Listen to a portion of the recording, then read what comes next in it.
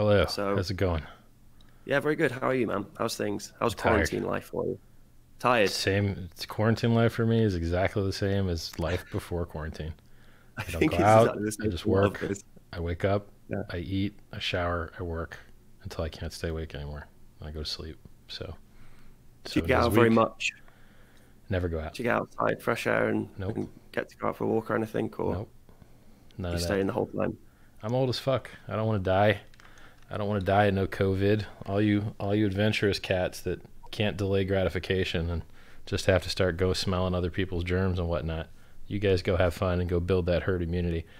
I'll be the guy that doesn't get the damn antibodies until a vaccine exists. Yeah. So Yeah. No, I feel exactly the same. I don't really want to go out there and expose myself. So you're not in denial that there is no COVID, then you're very much accepting that the virus exists. I've made a lot of people in crypto are conspiracy guys. And Yeah. conspiracy guys do the opposite of whatever the government says. So when China was Mm. covering it up, they yelled very loud, "There's a real problem." And then once the governments are like, "There was a real problem," they switch sides and they go, "There's no problem." They just do whatever the opposite of the Mm. government does. So their plan now is Mm. to do what China's original plan was. China's original plan was pretend nothing was happening, cover it up. Well, that's these guys' great plan now. Their plan is like, yeah, we're just going to pretend the shit's not happening. Yeah, a whole shitload of people die, but whatever. I'll be able to go outside and fucking, I think there is also an element of, particularly among sort of the neoliberal libertarian types, that trying to solve a problem like coronavirus is very hard. Just using something like free markets, for example. So quite often when they hit a subject or a topic like climate change, which is harder to fix than just having some sort of free market try and fix it for you. They often just deny that that thing exists. yeah. That's a sort of pattern of behavior I've observed with some people. Well, in they just Bitcoin. also suggest shit that doesn't work, right? So Yeah. you have a competitive environment geopolitically where had the United States not entered into World War II, we might all be speaking German now. And, you have other entities that are unfair to their populations and will enlist them and then will Mm. attack you. So if you have a libertarian volunteer only army versus a Chinese enlist everyone army without nukes, the Chinese are going to win because there's more of them and they don't have to deal with this volunteer bullshit. So like being unfair and forcing people to do your bidding and do your will is actually really effective. And so, like keeping the entire population enslaved with debt is actually very good for GDP. Horrible personal cost for the people, fabulous for GDP. In Europe, they have vacations, paid leave, paid medical care, paid education. They get higher Yeah. health outcomes for all their citizenry and higher qualities of life. But America doesn't know that because they No. have to keep working to pay their bills and they have no savings. And it's terrible for the individual. But it's the same with the gun deaths. Americans Yeah. being armed to the teeth is great globally to make sure that there's never a dictator hegemon in power of the whole globe that comes from America because the population has the ability to fight back harder. However, that great benefit to Canada, great benefit to Mexico, great benefit to the rest of the world costs an extra 20 or 30,000 deaths a year due to, gun violence. So America's got a lot of personal self-sacrifice for systematic performance, and people are just unaware. They Yeah, I don't. mean, I think it's kind of quite often it's like, I mean, I often get blamed for being a utopian, but I always think that, it's just think that what we have right now will fix everything. We just need a free market and that'll fix everything. That to me It's not sounds true. utopian. And you need to define good governance. So, and in the frame of Corona, good governance is forcing everyone to stay indoors. But I mean, actually, for people, that sucks. But when it comes to trying to solve that problem, that is actually the best way to solve that problem. Kind of. I But mean, it's so you're buying time. yeah, absolutely, I agree. I agree. Yeah. You're not actually solving the problem at all. You're stopping Right. people from dying, and then changing the way the world works. Yeah. So like most small government people think the solution to bad government is no government. They don't realize there's this other option called good government, and a lot of countries have it, which is why they get better outcomes. It's not a question whether there's other countries that have superior outcomes from their citizens. There are tons and tons and tons of them. But people in America just don't realize that. They've never tried it other places. And I've lived all over the world. I lived in a hotel for 5 years, traveling the whole world. And I can tell you there's a lot of places better than America, where the American dream is alive and well, where you don't have to wear a bulletproof vest. You don't have to carry a piece. You don't have the cops trying to beat the fuck out of you and search your car illegally. You don't have any of that bullshit. You know, in the United States, the cops ain't your friends and the robbers ain't your friends. And neither one of them wants to do you a solid. You know, in the rest of the world, cops ain't that bad. They're not trying to fucking murder you on sight. Like, they don't have their hand on their piece ready for your ass. Like, man. Yeah, the nicest police I ever bumped into in the Netherlands. I was driving through the Netherlands, driving to Germany, and they pulled me over. It was about 2 a.m, and I looked so dodgy because I was in this dodgy van. I just looked like a drug smuggler or something. And they pulled me over, and they were just like the nicest police people you've ever, the nicest experience of police people you've ever had. Better than what we have in the UK. I mean, the UK police can be a bit rough sometimes, but they were just so gentle and kind. And I didn't have my driving license with me, which there is like a, you know, a finable offense, but they were like, oh, it's okay, you're British, blah blah blah. And there was it was an interaction you just wouldn't have in somewhere like the US or even in the UK. And here's the way that evolves is the reason in the United States that the guy's got his hand on his gun when he pulls you over is because a couple of his buddies got shot at, because the people that they're policing are more violent. So it's the police force becomes more violent in response to a shittier population, and then it's this cycle of negative feedback loop, right? Like it sucks. It's just there's no way to opt out of it. If you're a rich guy and you get pulled over, you're gonna have a bad time. You're a poor guy and you get pulled over, you're gonna have a bad time. You're gonna have a bad fucking time. If you're a cop and you get pulled over, you're gonna have a bad time. There's no easy way out of it. Like, there's not enough. Go ahead. Which sort of scares me. Florida. You're Miami, Florida, aren't you? Yeah. But no, that's the part of the US, you know, way of existing right now, which kind of scares me. I think it's almost like a tinderbox. It's like Europe without, you know, an EU with hard borders. It feels like it's ready to explode. And I don't know about that. As long as people have cable and air conditioning and food, I don't think you're going to see any rioting. I really don't. No. What about? But if you drop the air conditioning or the cable or the food, then you could have fucking problems. And there could be a lack of food, I think, at some point with the coronavirus. I mean, we had it. I mean, you guys, you know, you've never had that issue before, but in the UK we had it during the First and Second World War. We had to have food rationing, and we couldn't produce enough food because people weren't able to go out and produce food. So America's ready for that. We're well prepared, body mass index wise, for food shortage. That's true. Yeah, and a lot of your we could fucking use a food shortage.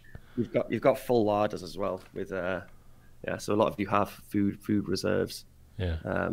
But no, that's something which worries me, because I think just in time logistics, you know, it's one of the marvels of modern capitalism, being able to get all sorts of products around the world efficiently, but it doesn't leave much room for, you know, for error if there's an attack on the supply chain, which coronavirus is most definitely.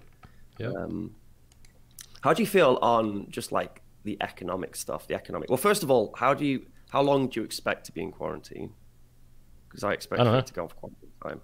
I mean, I think they're going to power cycle the economy over and over again as it flares up. And I think the second wave is going to be harder than the first one, because they often are. So it's, you know, not much you can do about it. Either you have two options. You find a vaccine, hard, or enough people die off and build up antibodies that you get herd immunity. And that's it. Or I guess your third option is you could get lucky and it could just mutate to a weaker and weaker strain by people dying off. And, you know, and that's your three options. I don't really know which one's going to play out. That seems to be the pattern of behavior with the virus, that it is getting weaker. The strains which are surviving for obvious reasons, because the strongest strains just kill people, so they can't affect people. And then the immunity we do develop. I mean, it's kind of a cold virus. It's similar to a cold virus, so we will get it again, but it will be a much milder version of it, because we'll still have some immunity, some antibodies in our system which are able to fight it. Between you and me, dude, it's like I try and spend my time on the things that I can influence or change. So I did a bunch of outreach trying to get people to take this seriously. When it had like 10 or 20% hospitalization rate, which I guess it doesn't have that now, because, you know, every time they do like a general sero survey where they just see how many people have antibodies, like some large percentage of people has antibodies now. So maybe the case hospitalization rate is lower now, in which case it's like, okay, well, go guys, go all figure it out, you know, like, because I don't know that the social services aren't good enough in the United States to support the people through not having income for a period that's very long. So either your option is to pay everyone to stay home for a much higher rate than you're currently paying. You're not going to make it on $1,200 a month. Or just go let a lot of people die, and the ones that survive, and the ones that die. I mean, there's not really another option there. Masks help, you know, green zones help, contact tracing helps, but. How do you feel they're gonna like fund that? Do you think through quantitative easing and just printing, just turning on the Burr machine, or do you think that's the only way? It's the right thing to do. So they're gonna do that eventually anyway. So they're gonna debase the fucking currency eventually anyway. The rich are gonna get richer anyway. You never, as a person that graduates fucking high school, you're never gonna be able to buy a house ever. You're just fucked. So since everyone's gonna get fucked anyway, why don't we at least for once see some of the money printing go to the fucking little guy once? And by the way, the little guy's still getting a minority. The rich people are still vastly getting the majority of all of the fucking benefits of the bailouts. So at least the little guy gets something. Because in general, the little guy gets pay cuts, like absolutely nothing. At least the fucking little guy gets a little bit of something in this situation. Yeah, I mean, there's some fringe benefits, I suppose, is that house prices can probably come down because, you know, all those boomers who own houses will die. A lot of people get divorced, which causes houses to come on the market. Destitution, a lot of people will be destitute, which even more. But when they get divorced, I mean, you end up having people that used to occupy one house needing two houses. So that might be just. Can they afford two houses? That's the question, isn't it? You know. Well, I mean, it would drive up rents because you'd be living in a smaller place. So it might drive down house prices, but drive up rents. Should be I think that's weird. What happened after 2008, wasn't it? Was the rentals went up and then house prices came down. So yeah, it could be the same play. Yep. That seems to make sense. How bad do you think it's going to be? Because I'm ready for full depression style unemployment and poverty. Personally, that's like,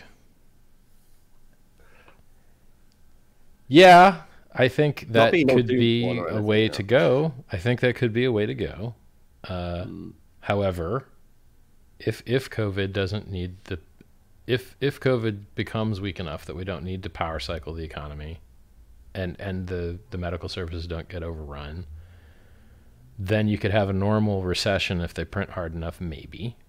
But if they can't print hard enough, and we were due, and it's an everything bubble, and the everything bubble popped anyway, and you're looking at 20% unemployment, yeah, you should be looking at some type of depression level shit, particularly in more fucked up countries, because there are more fucked up countries.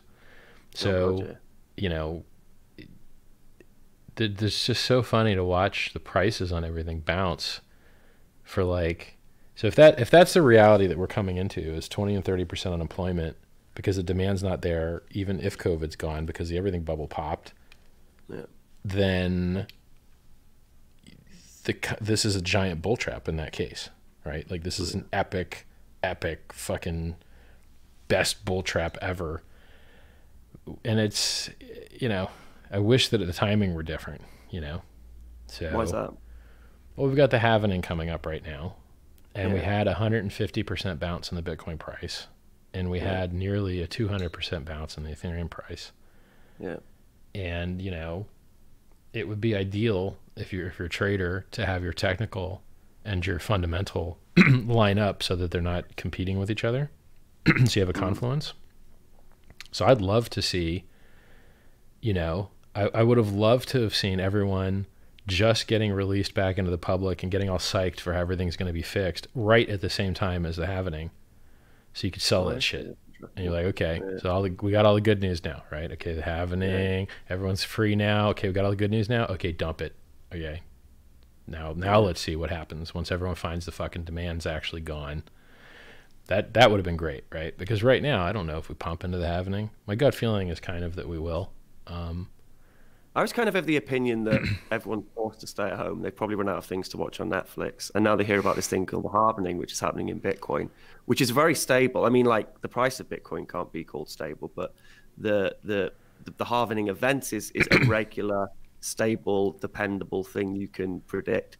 So in a world of instability, I kind of imagine that to be quite a good thing for people when they read about it, and they're like, oh wow, this all these governments just printing money willy-nilly, but this thing actually the thing people don't know about the halvening is that it matters less and less and less every time. So when you went from 12% inflation to 6%, the last halvening, okay, that's a big deal. 6%, it's a lot of percent. Okay.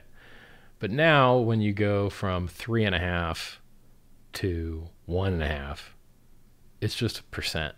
It's not a big fucking deal. It's about $8 million a day on something that trades how much volume a day? So, it's like, I wouldn't, if you're a trader, good news just came out for COVID halvening, I'd sell that shit. I'd sell that just like the CME launch. But hey, who knows, right? So you're still very much paying attention to Bitcoin, because I know for you've had you're obviously a full Bitcoiner, I would say, and then you start to feel disenfranchised with the Bitcoin ecosystem, maybe. Yeah. I'm not sure you actually fell out of love with the technology, but maybe just the people surrounding the technology kind of pissed you off a bit. And well, it's like, okay, what do you want from your technology? Do you want your transactions to go quickly? I do. Okay, well, Bitcoin doesn't do that. It doesn't, and it never will. Okay, so do you want your transactions to be able to do more stuff? Do you want decentralized exchange, or do you like sending selfies and handing your keys to other people and hoping they give you your money back? Do you like that? Do you like it when they lose your selfies and now other people impersonating you? Do you like it when they don't give you your money? Do you like begging for your money? Fuck all that. So if you want fast transactions and you want to have access to a stable coin to hedge volatility off, or transact with no counterparty risk on chain, well, you can do that on Ethereum, and you can't do it on Bitcoin. So it's really that easy, right? So if you demand more from your cryptocurrency experience, want access to decentralized exchange, options on chain, margin on chain, hedging on chain,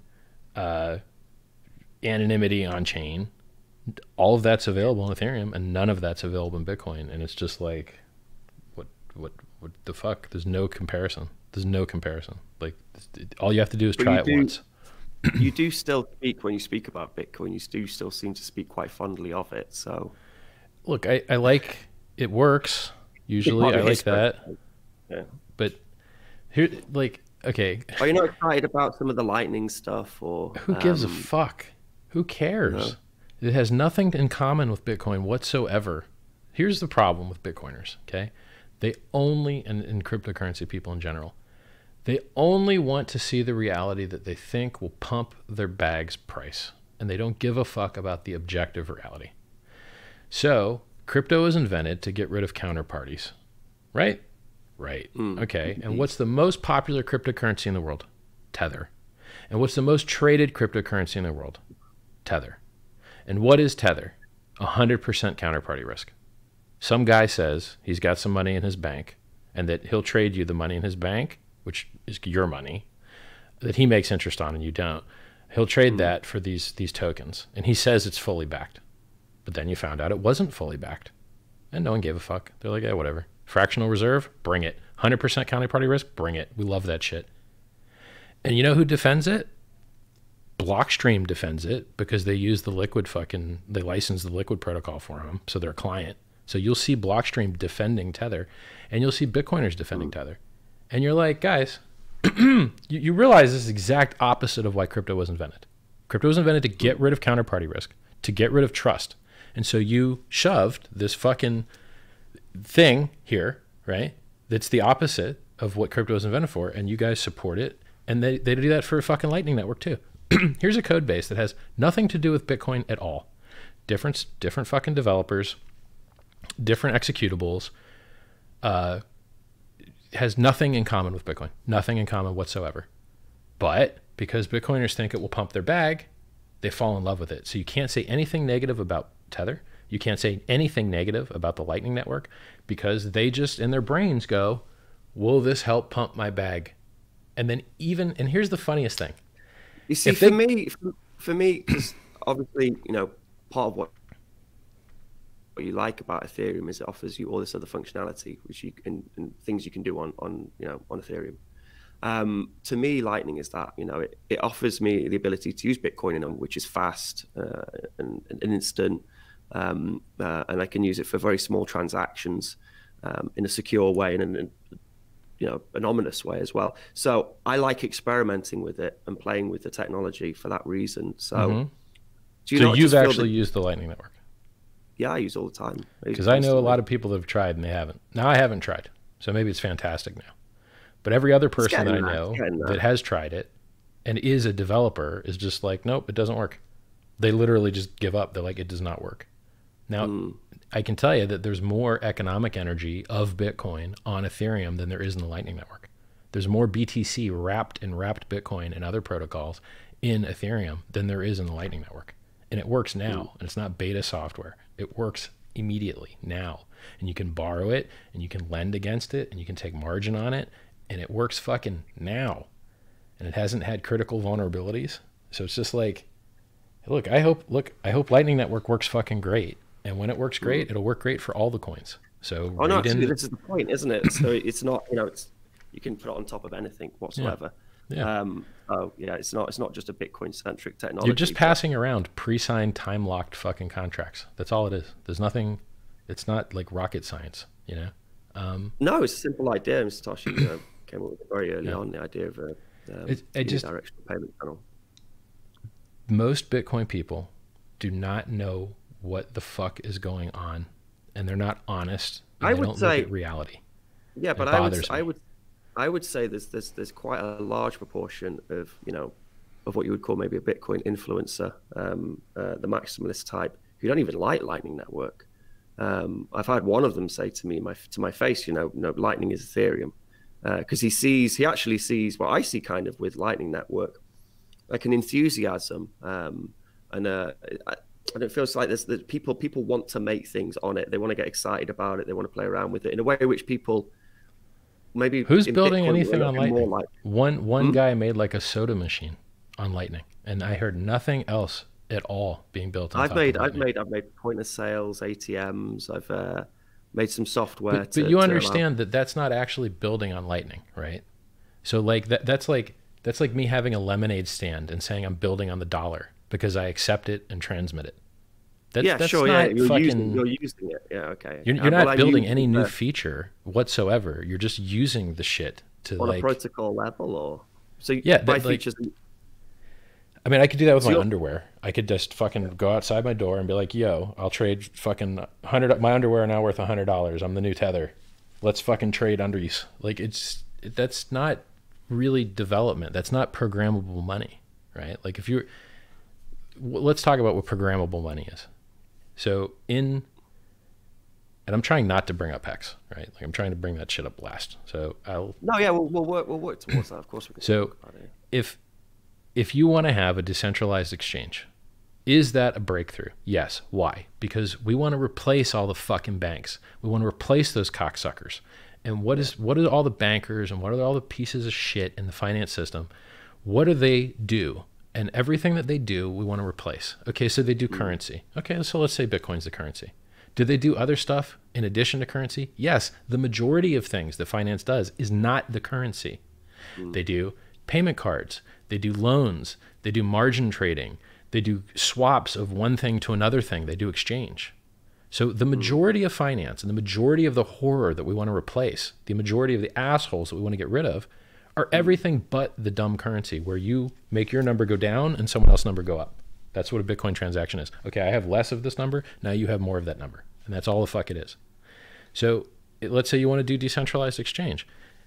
You can do that in Ethereum. And it's done already with automated market maker where there's always someone there to take the other side of the transaction. So you never have to deal with an order book. You never have to choose a level. You just want to transact. There's always somebody there, always. It's automatic. And so that breakthrough of an automatic market maker has made it for the first time so that DEXs are usable, because they used to be horrible. You couldn't do fucking anything on there, right? I'll tell you something else. You can do, there's a program called Jelly Swap. There's another one called Atomic Swap Wallet.io. We can do atomic cross swaps between Bitcoin and other coins. So you don't have to lose control of your keys. If the transaction doesn't go through, it just times out and you get your money back. So, you know, you don't have to deal with these centralized counterparties anymore, because we have real programmable money, because we have a more powerful development ecosystem. And you can't do that in Lightning, and you can't do that in Bitcoin. They're not Turing complete languages. They're just dumb fucking protocols that say this number go down, that number go up. And you can't do shit with that. You really can't do anything with that. You can do everything with a Turing complete system. Sure. I mean that's what you want. You want something which has all these extra functions in, but I don't particularly need that or want it. I just want a good, secure, stable money. You should want the other stuff, bro, because your good, secure, stable money is useless if you can't change it for other shit. That's what money was built for. I know that in time those things will kind of come to Bitcoin's been around for 10 years, bro. But I also, those shit's that's not coming. It's not coming. Discrediting all the good work which is happening on Ethereum. Oh, it will eventually. Well, let's be specific. What do you think is going to appear? They'll have tokens. What do you think is going to appear on Bitcoin? What, on Bitcoin? Sure. I think RGB is kind of hopeful when it comes to developing tokens. I'm not too excited about the Liquid network just because of the lack of sort of free and open source nature of it. But the RGB network stuff, I mean, to me, like, you know, making sure Bitcoin's rock solid, and then like sending Bitcoin from one person to another. So let's talk about making Bitcoin rock solid. That's one function, but within that transaction, so say if I open a channel and then I fund that channel on the Lightning Network, that one transaction can be used for many, many, many transactions. And then as soon as we get things like Taproot or something, and we're able to add in some sort of smart contracting and make them look like normal transactions, then we can have a lot more functionality. So we can make one transaction do a lot of things, as opposed to having lots of little transactions on a network like Ethereum. So I'm all for the slow and very conservative roadmap. But the thing you just described isn't that slow and conservative. Like rolling Taproot into Lightning is not conservative. That's very adventurous. If you get Taproot, you might not get Taproot. You remember how hard you had to fight for a 1.4 megabyte weighted block size and a transaction mailability fix? No, I agree. I think that it's very likely that there's going to be some contention, and it's going to be as hard a struggle to get in as the SegWit was. Because the exchanges don't want to lose their bank accounts, and they're likely to lose their bank accounts if people say, "Oh, but it funded terrorism." No, it didn't. Well, how do you know? It's anonymous. Oh, well, I guess I don't know then. Oh, well, I guess that's why they don't sell fucking Monero. Like, the reason Coinbase doesn't sell Monero is the same reason Coinbase hires Chainalytic people to iFuck your transactions, and if you spend your coins you got there the wrong place, they turn you off. They watch your money after you receive it.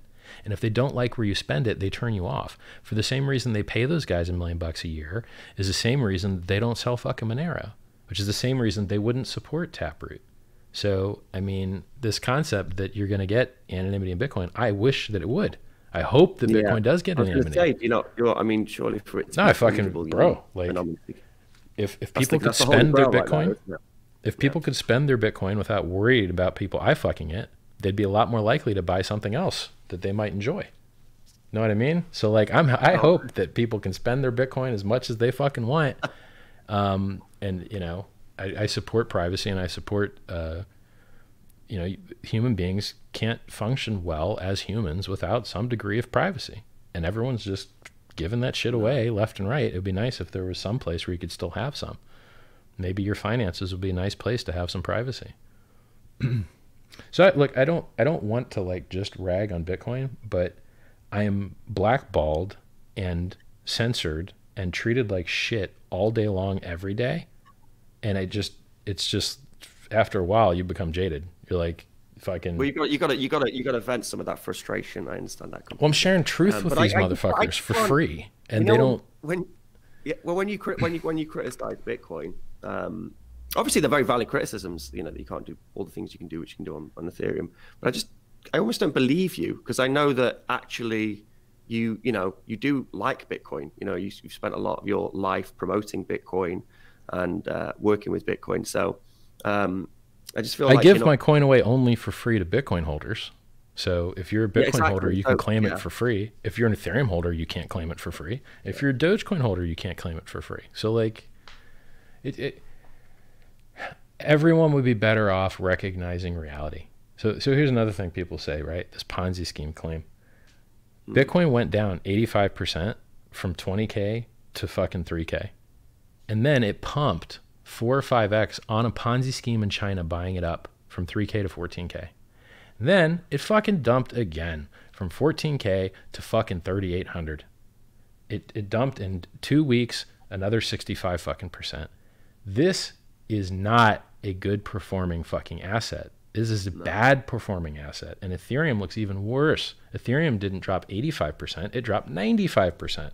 And right now, Bitcoin's down about 65 and Ethereum's down 85 right now as we speak. That is dog shit performance. Dog shit. And do you want to know why the performance is so bad? Because regardless of the technological merits of the technology, other people turned Bitcoin and turned Ethereum into what looks like a Ponzi because they're willing to buy it no matter how high the price is. As a matter of fact, the higher the price is, the more they want to buy it. And so you get this, oh, it's more expensive, I'll buy more. It's more expensive, I'll buy more. It's more expensive, I'll buy more. And then you get this blow off top bullshit. And when you have this blow up top bullshit, it doesn't matter how good your project is and how good your onboarding is. You're going to have a fucking year or 2 or 3 of down because you just cannot meet this fantasy fucking valuation that people put into something. And so in effect, you've got good, honest projects trying to do technological solutions to things like Ethereum and like Bitcoin, but look like goddamn Ponzi's and act like Ponzi's for the people that bought at the very top, because that's what speculative bubbles fucking do.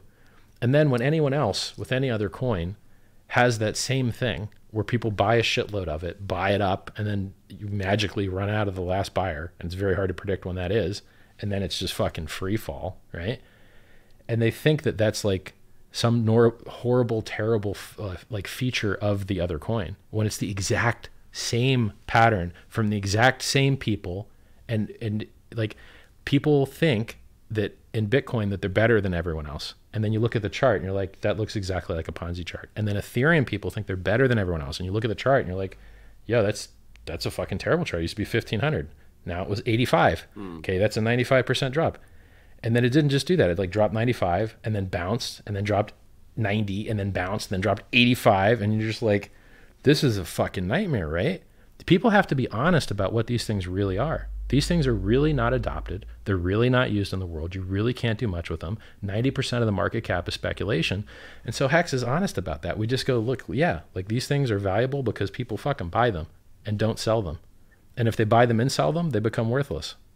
So like Omni protocol, which ran on top of Bitcoin, used to be 100% of all of USDT transactions. And USD transactions is the most transacted cryptocurrency in the world. But guess how much Omni was worth? The Omni token. It did $100 or $50 to $200 of volume a day. It's worth nothing. It's worth nothing. But it powered $1 billion technology. Now, why is Omni worth nothing? Because people buy it and they sell it and they don't fucking need it. No one's buying it and holding it. What makes cryptocurrencies valuable is the buying and holding. So it's so many people don't understand what the fuck cryptocurrency is actually about and why it actually has value. And they think that payment network's worth a lot. Payment network's not worth a lot. It's demarginalized. It's been around for 100 fucking years. And the parts that make it expensive are the parts that are valuable.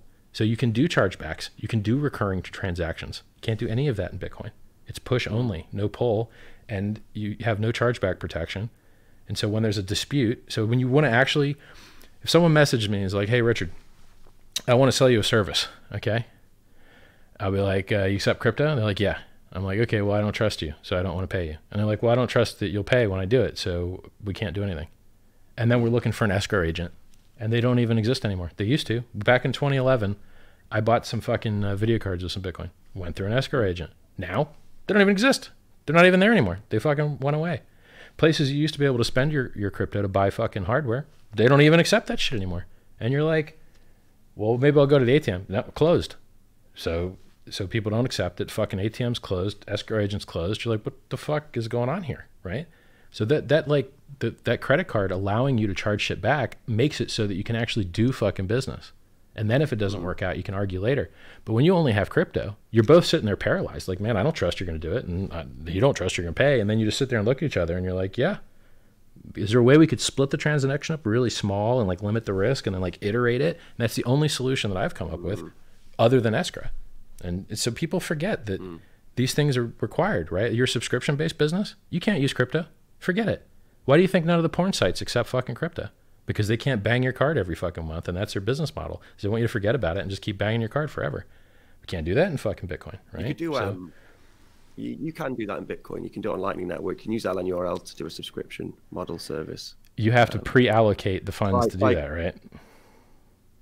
No, I mean, no, the funds can be pulled from your Lightning wallet. So say if you use an LN URL, you're giving the right for someone to withdraw X amount between, zero, whatever we want. So 0 and, I don't know, £10, for example, and then they can withdraw that amount, and you can use an LN URL in such a way that you put a timer on it, so they can only do. Cool. That sounds like progress then. I mean, congrats. And the macaroons as well. Like macaroons can also be similarly. You can put caveats in a macaroon. So if I give you a macaroon, it gives you the ability to pull out X amount of funds every day or 2 days or a month or whatever. Cool. All right. Well, that sounds like progress. Cool. I'm glad that programmable money found a fucking program. But I mean, to be fair, those macaroons are leveraging just the technology Google developed, and they could be used elsewhere as well. So it's not Bitcoin centric, but they are fine with that, being used.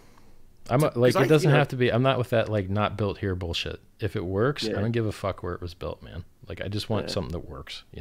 If Facebook built it, if Google built it, if the fucking enemies built it, I don't give a fuck. If it works, like I'm a utilitarian. So here's what I want. I want a world. You want it to work, and you want it all to work, and you want it all to work on things like Bitcoin. But that's fine. I hope Bitcoin becomes the most amazing thing ever. But those of us that have been fighting the battles for fucking years, we know where it's going. Oh yeah, and it's not going fast anywhere. It's what's the last feature you got, man? You got time locking, which no one uses. Unless you're building Lightning. You've got multi-sig, which no one uses. It's not even in the wallets, unless you use Green Wallet or you build your own enterprise solution. You've got SegWit. That was cool. That was good. We got throughput increase. We got transaction reliability fix. I like that. And when we got nothing, you got nothing. You're hoping to get Taproot and Schnorr, so you get a little bit more efficiency and a little pseudo-anonymity increase. I mean, that's on Bitcoin. 10 years. Most of my stuff is on Lightning. So I mean, a lot of the technology improvements which I'm interested in are on Lightning. But I mean, in Bitcoin, if I get Taproot in Bitcoin, it'll make its interoperability with the Lightning Network even better. So here's all I want. I want an anonymous, performant in price, performant in throughput, censorship-resistant currency where I control my own fucking money. That's what I want. So in Ethereum, they got the throughput solved. They have ZK rollups and optimistic rollups, which do 500 to 1,000 TPS with on-chain security by taking most of the processing off-chain and then just submitting a proof that the processing was done right. And it's just a couple bytes. And so you get on-chain security with off-chain throughput. So ZK rollups, amazing. And it works today. There's an exchange that already works today that already has that bullshit running. And then for anonymity, we have ZK snarks, which are done by tornado.cash and a project that starts on A. I think it's the Avalon project. And there's, some other ZK stuff out there. If you're talking about ZK stuff, it's all the Ethereum guys. They run that shit. So there's zero knowledge proofed out the ass. So if you care about anonymity, Ethereum's the place to be. If you care about throughput, Ethereum's the place to be. If you care about shit that's not in beta, that works now, like Bitcoin liquidity on chain, Ethereum's the place to be. The price chart looks like shit. The fucking Ethereum price chart looks like pure garbage. But the technology's exciting. So. Yeah, the shit works now. And they went 5 of the top 11 market cap cryptocurrencies launched on Ethereum or primarily use it today. BNB launched on Ethereum. EOS launched on Ethereum. TRX launched on Ethereum. USDT primarily uses Ethereum now. And Ethereum itself fucking launched on Ethereum, right? So And like 150 or like 190 of the top 200 value tokens are also. Is all that technology being used out there in the world, in the wild, for anything else than just speculation on price, though? No. Would you say? No, all anyone gives a fuck about. There's only two things people care about in cryptocurrency: getting rich and buying some illegal shit. And that's it. That's all they care about. And that's fine. That's enough. That doesn't need to do voting where you give people receipts so that the angry husband can beat the wife if she voted the wrong way. Or where you give somebody a receipt for their house and then there's a flood and then someone has to update the chain. And whoever you trust to update the chain could have just ran the whole thing in fucking SQL and not had to fucking have the dumb, slow blockchain. Or any of this other stupid shit that people try and shove the blockchain into, which has had the opportunity to succeed for fucking 10 years and has not succeeded for 10 years, not because of a technological problem, but because it shouldn't fucking work. These things do not need censorship resistance. No one is trying to censor you recording who owns a house. Nobody is trying to censor that. And if you want to have an indelible record of history, print it in a fucking newspaper, right? Like when you can't find somebody and there's a whole... I think there's an argument for the idea of social scalability. So say if you've got an economy or a country whose public services aren't so well developed, that you can leverage something with security to provide. It doesn't work, because then because the social system that's broken that didn't work in the first place is going to take your blockchain receipt and put a gun to your head and be like, nice receipt, bro. That's true. This doesn't work. Like, that's true. Anytime the blockchain meets the real world, you have failed, literally. So people build all this shit where they're like, okay, we're going to do charity over the blockchain. Oh, are you? You're going to do that? Okay. So you're going to give an African dude some money to go buy sandwiches, right? Okay. We'll go give him the money. Okay. And he's going to tell you he bought the sandwiches, but he didn't. So now what? Now what blockchain? Oh, we're going to have people report on that guy. Okay. So he gives half the sandwiches to those guys. And he just Sybil attacks your voting network that you try to federate to make up for the analog to digital conversion to tell the blockchain what the real world is. And so the Oracle problem is not solved, is likely to never be solved. And any solution to the Oracle problem that tries to turn the real world into data for the blockchain to process gets fucked up at the humans that lie about what's going on in the real world. And it will always be that way and is not fucking solvable. Now, can you do federation and try and make it work? Sure. But you have to understand that's the trade-off you're making. It's still fucking human beings, right? And when you threaten them, they're going to do what the fuck they're told, right? So... Yeah. I mean, to me, speculation's enough, bro. What's wrong with having the highest performing asset in history? Man, it's enough. Yeah, I mean, it's something, but I think the technology can be used for more. There are useful things which humanity can. I mean, I'm not just talking about the blockchain is just a shitty slow database. That's all it is. I think the blockchain is just a crude. I mean, it works. It's a crude solution to some computer science problems which allow some censorship resistance in money. Yep. But you can have other solutions to fulfill the same thing. We just need to find them. And I agree. Look, I think maybe some of this proof of stake shit works to reduce pollution, because pollution sucks. Maybe the pollution which the blockchain encourages is terrible. Yeah. But I mean, people pretend they're like they pretend it's not happening. Yeah, but I mean, it's almost like saying cars are evil because they pollute, when you can have an electric car. So there would be ways of mining which don't require you to burn all these fossil fuels, but it does encourage. Yeah, but then if they're not costly, then it doesn't work for proof of work. It has to be costly by definition. But they're real world points, like mining operations, which should be regulated and then shouldn't be allowed to produce as much carbon as they are producing. Let's talk about mining, right? When I got into Bitcoin, it was important that miners got a block reward to be honest about what's going on in the network, so that a botnet didn't come along and attack the network and just lie about what was going on. But that's not the case anymore. The people that can come and attack the Bitcoin network are only the people that can come and attack the Bitcoin network from the mining perspective are only the miners themselves. And so now it is a protection racket. You're no longer paying the miners to protect you from other people. You're paying the miners to protect you from the miners.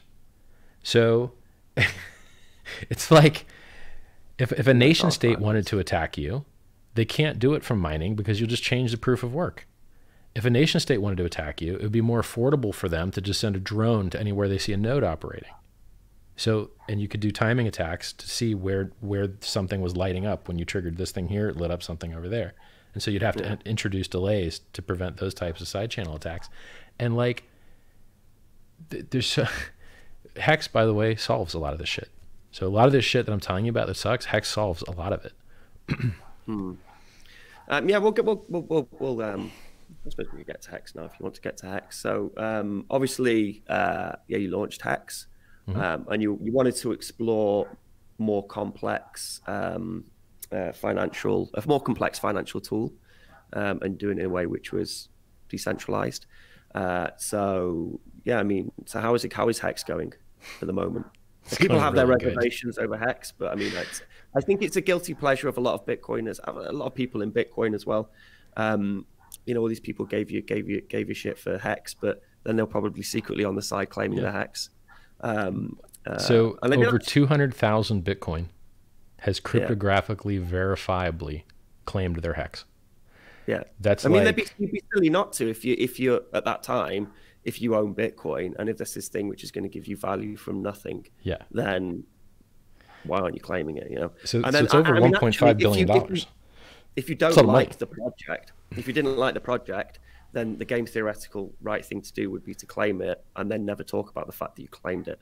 Because by not claiming it, you're enriching the people who do like the project, who will support the project. Well, yeah, you know, so, sure. Apart from giving you a nice stat, you know, but yeah, a lot of people were very vocal about how much they didn't like Hex in a way which came across. And they still will be. They will be that way forever. So I used to be very vocal about how much I hated Ethereum, and then I had to remove my head from my ass and be like, okay, what do I care about? Okay, I care about throughput. I care about anonymity. I care about how fast my transaction goes through. I care about replacing the banks. I care about not sending selfies to fucking weird countries. Oh shit. Okay. Well, this game just changed. Like, it used to suck and it doesn't suck now. This shit changed, right? You have to update your worldview, you know? Like, they can't roll back the chain now, or they'd roll it back for Gavin Wood, who lost 130 mil. They can't, like, it's just a different fucking game now. So I used to make fun of Ethereum all the time. Can't do that now. Like, they're kicking ass. Like, you know, other than the price chart looking like shit, they're doing really great. You did some outreach and you actually went out and started, you know, building stuff on Ethereum, and then also speaking to the Ethereum community and developers. Realized it's the best thing to build on because it's got the most hash rate. Nicer. It's got the most hash rate that's not Bitcoin. And so if you try and do a fork and run on your own code base, you're fucked, because you can be 51% attacked by anyone, or you could change your proof of work and be attacked by even more people, anyone that has botnet. So, you know, if you want to build a new consensus network that operates with innovative and new game theory, the best way to do it is the same way those other 5 of the top $11 billion projects did it, on the place that has the most auditors, that lost the most money to learn how to do shit the right way, that, you know, has the most hash rate that's not Bitcoin, that you could do Turing complete operations on. It was a no fucking brainer. But people are stupid. You know what they say? You just built an ERC20. You're not even on your own chain. Like, dude, being on my own chain would have been a world easier. It would have been way fucking easier. Like, building, if you're on your own chain, you have no interoperability with anything else. You have to do through atomic cross swaps, and they're very clunky because now you have to do 2 transactions instead of 1. And you have to communicate across a side channel. It's a lot of fucking work, and it sucks, which is why you don't see a lot of adoption for that. Hopefully this new jelly swap thing with an automated market maker fixes that. So there was a person that donated about $5,000 of Ethereum stablecoin called DAI to various projects in the Ethereum ecosystem called HexFan. And this HexFan person supported JellySwap and supported a project by the guy that does the UI for Uniswap and a bunch of other, you know, social marketing things. It was really neat. In Ethereum, they have something called quadratic funding. So if you get a little money, then someone else gives you more money. And so it amplifies whatever the public votes. And so the public decides, okay, we want this for COVID research and masks, and we want this for anonymity research, and we want this for outreach and marketing. And then Vitalik put up like 90 grand, and then some other guy put up 50 grand. And then their money gets used to amplify all those other guys. And then they even had a negative funding where if you didn't like someone in the media section, you couldn't do this for all the sections. You could just do it for the media ones. If you didn't like somebody, you could put money to take away his money but the money that you gave to do that would be rolled into the next giveaway round. That shit's fucking awesome, dude. Like that's something Bitcoin should instantly fucking copy, because you need fucking guys to build shit and do shit, and they need money, and it's obviously good for the goddamn ecosystem. So you've got Vitalik and the consensus people throwing money at the ecosystem to make it better with an innovative voting fucking thing. And then in Bitcoin, you've got nothing.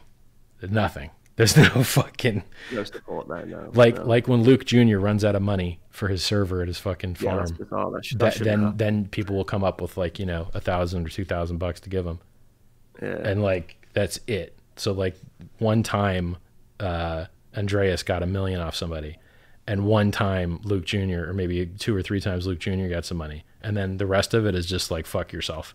We're all libertarians eating steak. We don't care if you die. Like they just fucking there's no fucking funding for shit.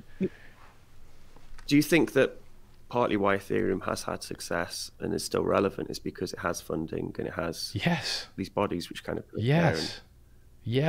support it? And that's part of what hurts the price. All those developers that they have building shit, those fuckers got to eat. And so what do? They sell the coins. So having more developers building all this shit actually hurts the fucking price. So like, it's a tragedy of the commons, man. Like life is not fucking fair, right? Like the people that are working the hardest to build the best shit actually have the worst price performance. Yeah. For now. Well, I mean, but if it works out, then they should overtake. Like, I mean, if it's a fair world, and you build a superior product, then you should fucking win in the marketplace of ideas and money. I mean, no, some of the UI stuff on Ethereum is, you know, Bitcoin has nothing comparable. It just feels nice to work with. Even claiming the hex, actually, because I claimed hex. Nice. And it was a good experience. I enjoyed it. I lost it all because I what? How? I reinstalled my Linux distro, and then I just thought I made a copy of all the files I thought were important. I thought, yeah, I've got everything, brilliant, and then I reinstalled it. You know, formatted the hard drive.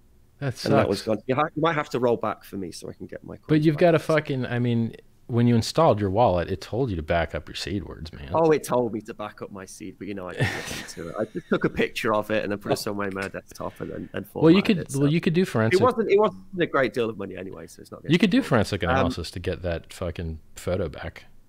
You could do what's called file carving. Okay. I mean, it's good for you anyway, isn't it? Because doesn't that mean that everyone else is? Well, in theory, yes, because your money will actually be redistributed. So what happens is when you claim your free hex, 90% of it is auto staked for a minimum of 350 days. So did you choose the minimum or did you go longer for extra bonuses? I think I went longer, actually. Yeah, nice. I think I went longer because I just kind of assumed that everybody would be selling out at the minimum stake and then the price would drop. So I thought that's silly. I'd go for a longer one. So here's what's going to happen. Because I mean, it's like, you know, it's a free airdrop, isn't it? You know. Yeah. And it's the only, you know, shitcoin, I would call it shitcoinery, but altcoinery I've done since probably buying DAO, you know, stock with Ethereum back in the day. So, so, and I think it's probably true of a lot of other Bitcoiners as well. Like it's something they have in their portfolio, and it'll be the only alt thing they have in their portfolio, and they've had in their portfolio for a long time. Well, so if you guys haven't looked at the price performance lately, it's up 93x in 118 days. 9,300% in 18 days, 118. And it's liquid. You can sell into it. There's $13 million of liquidity on chain. No sign up, no AML, no KYC, no selfies, no fucking stupid wick fucking scam bullshit. None of that. It's totally inspectable. You can see every trader. Okay, this guy claimed his hex, fucking sold it on exchange. You can take his address, paste it into hexinfo.io, shows you what stakes he has open.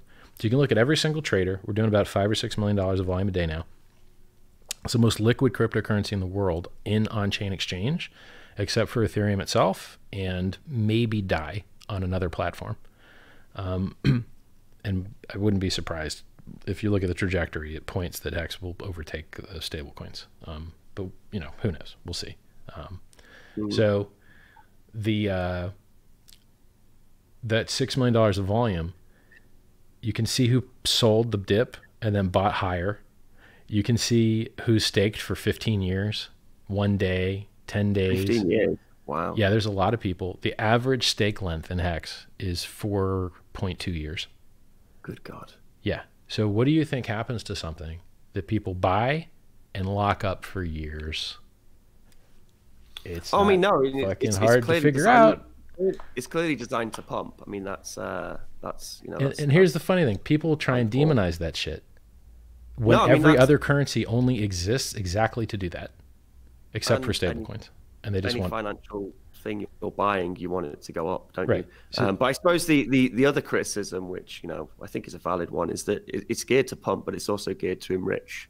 You know, whoever has that, what is it, the founder address? How many coins does Satoshi I mean, have? I think people are so aware of it that, you know, if they're playing, it's just the like game, it's like how many coins does Satoshi like, have? How many coins does Vitalik have? How many coins does fucking Block One have? I mean, like, it's not like you're trying to hoodwink people with an ICO and saying this will pump because of X. You're saying this will pump because of these, you know, this approach to implementing the technology. Because of this design.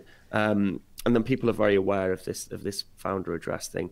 So I think people who play the Hex game, you know, they're aware of what they're buying, and you know, I'm not. It can't be more clear. Like I'm very, very, very clear, because I don't want to get in any trouble. So I tell you, look, this shit could all go to zero.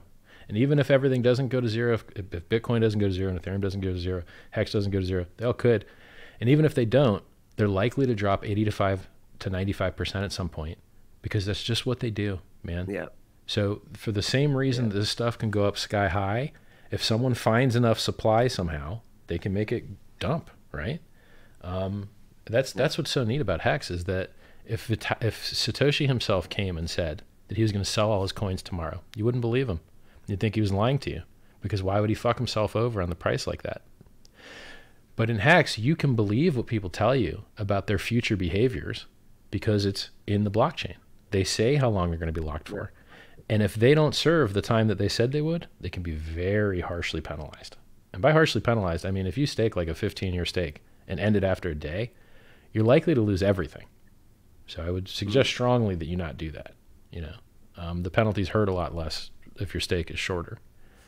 And we have a wall of shame for it. If you go to hex.vision and click penalties, you can see everyone that's ever paid a penalty, when they paid it, how much it was. We have the best. There's so much shit to brag about. Most liquid on-chain exchange coin in the world, other than Ethereum and a stable coin on another platform. Maybe 2 stable coins, but probably just 1. And then we've got the best statistics in all of crypto. You can see every single trade, when they bought, when they sold, how long they're staking for, how many people they referred, when they referred, all this amazing shit. And it's pseudo-anonymous. You don't know who it is, but you know that address did it, right? That's how blockchains work. So you can audit it and verify it's all legit. We got $1.5 billion of free claims, $6 million a day volume. People are building on top of it as a substrate. So people are building games on top of it. So we've got like hexlotto.win, hexpool.win, where you can join other people to take advantage of the bigger pays better bonus, and it makes it so you can't emergency end stake. So some people with weak hands that they can't handle the gains, and then they just fucking emergency end stake anyway, and they get upset when it keeps going higher. Because think about how many people sold at 10x and were like, fuck yeah, 20x, yeah, 30x, oh fuck, I'm out, 50x, I'm out, and then it's at 93x, and you're like, ah shit, could have held on. It's only 4-month-old project, 4 months, that's all it is. So best statistics. The community's huge. Best Telegram channel, 20,000 members.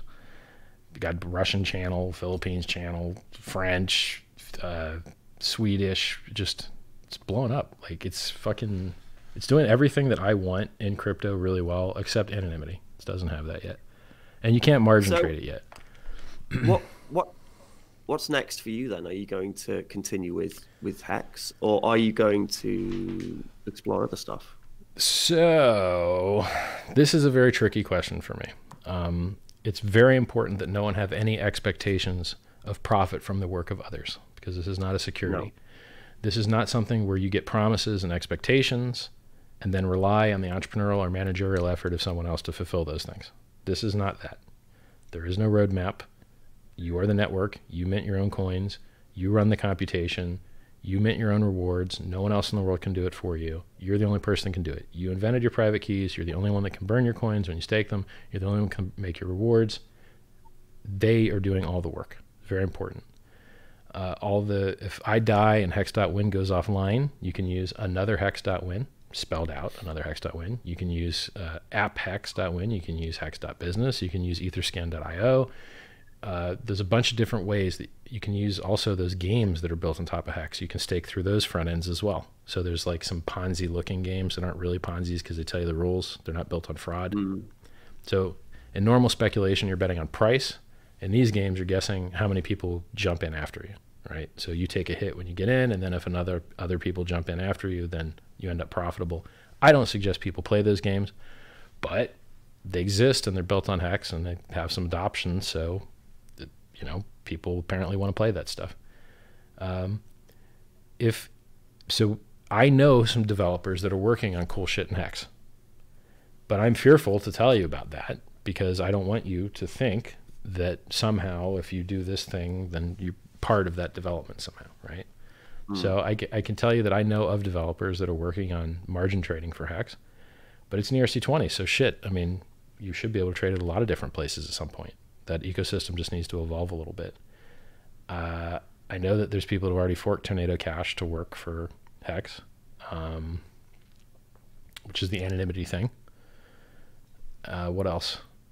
I know that there's like for instance, the Hex website might make it easier to see what's going on. Like right now, the homepage is like a landing page, and then all the body, you have to page down to see all the cool text. But that homepage, landing page might be replaced with a cool video, which, you know, I've already published to the Twitter, and a place to get Ethereum easily with a credit card, which, you know, right now you just go into metamask and click deposit and click wire, and you can put your credit card in there, pay 3 or 4% and get the Ethereum pretty instantly. And this is another system called MoonPay that, you know, you just stick their widget on your website and then you can get Ethereum very easily. So then you'd have like a chart and you'd have easy Ethereum onboarding and then easy converting that into Hex if you wanted to, kind of all right there. I mean, there's just so much shit going on. There's a lot of interesting things being built on Hex, but what about... I can tell you what I want to do after Hex. What's his... After Hex is Survive, which is medical research, because it's the only thing that really matters. My life doesn't change. Yeah, the Audrey Aubrey de Grey. Yeah. Is that Audrey de Grey? Yeah. Aubrey, with a B. Those initiatives, health is the only thing that matters. So look, Bitcoin goes up to 20K, Bitcoin goes down to 3K. Nothing changes in my life. Hex isn't launched. Hex is launched. Nothing changed for me, right? Like, what was that DeepMind? Remember that when they got DeepMind and they mapped it to a chatbot and they asked it a bunch of, you know, philosophical questions, and one of the questions was, "What's the meaning of life?" And then DeepMind said, "To live forever." And then when you actually think about it, that's so fucking good idea. You know? Like, what a good idea. The fucking thing answered correctly. I got that information when I was in elementary school. Some guy ran a website. That's what we're all trying to do, essentially, is you know. The smart ones, the stupid ones think that it's just going to suck. Well, if it just sucks, kill yourself. We're not making immortality. We're just making, like, even if you get rid of all aging, you still die by accident at 600. It's that thing young people say, like, oh, I don't want to live forever. But then, you know, if you go and ask some 80-year-old sat in some wheelchair if they want to live longer, they'll say, yeah, I want to live longer. I want to be healthy. And they'll say, you should have got laid more. You should have, like, fuck more high schoolers, is like every 80-year-old's answer. I don't know what kind of 80-year-olds I'm hanging out with. Tap that ass. So, like, if you, people, when you're young, right, people will be at the gym, and they're like, yeah, I don't want to look like Arnold Schwarzenegger. And you're like, listen, don't worry about it. You'll never, ever, ever, ever, ever, ever, no matter what you do, ever look like Arnold Schwarzenegger. So you don't have to worry about working out too hard.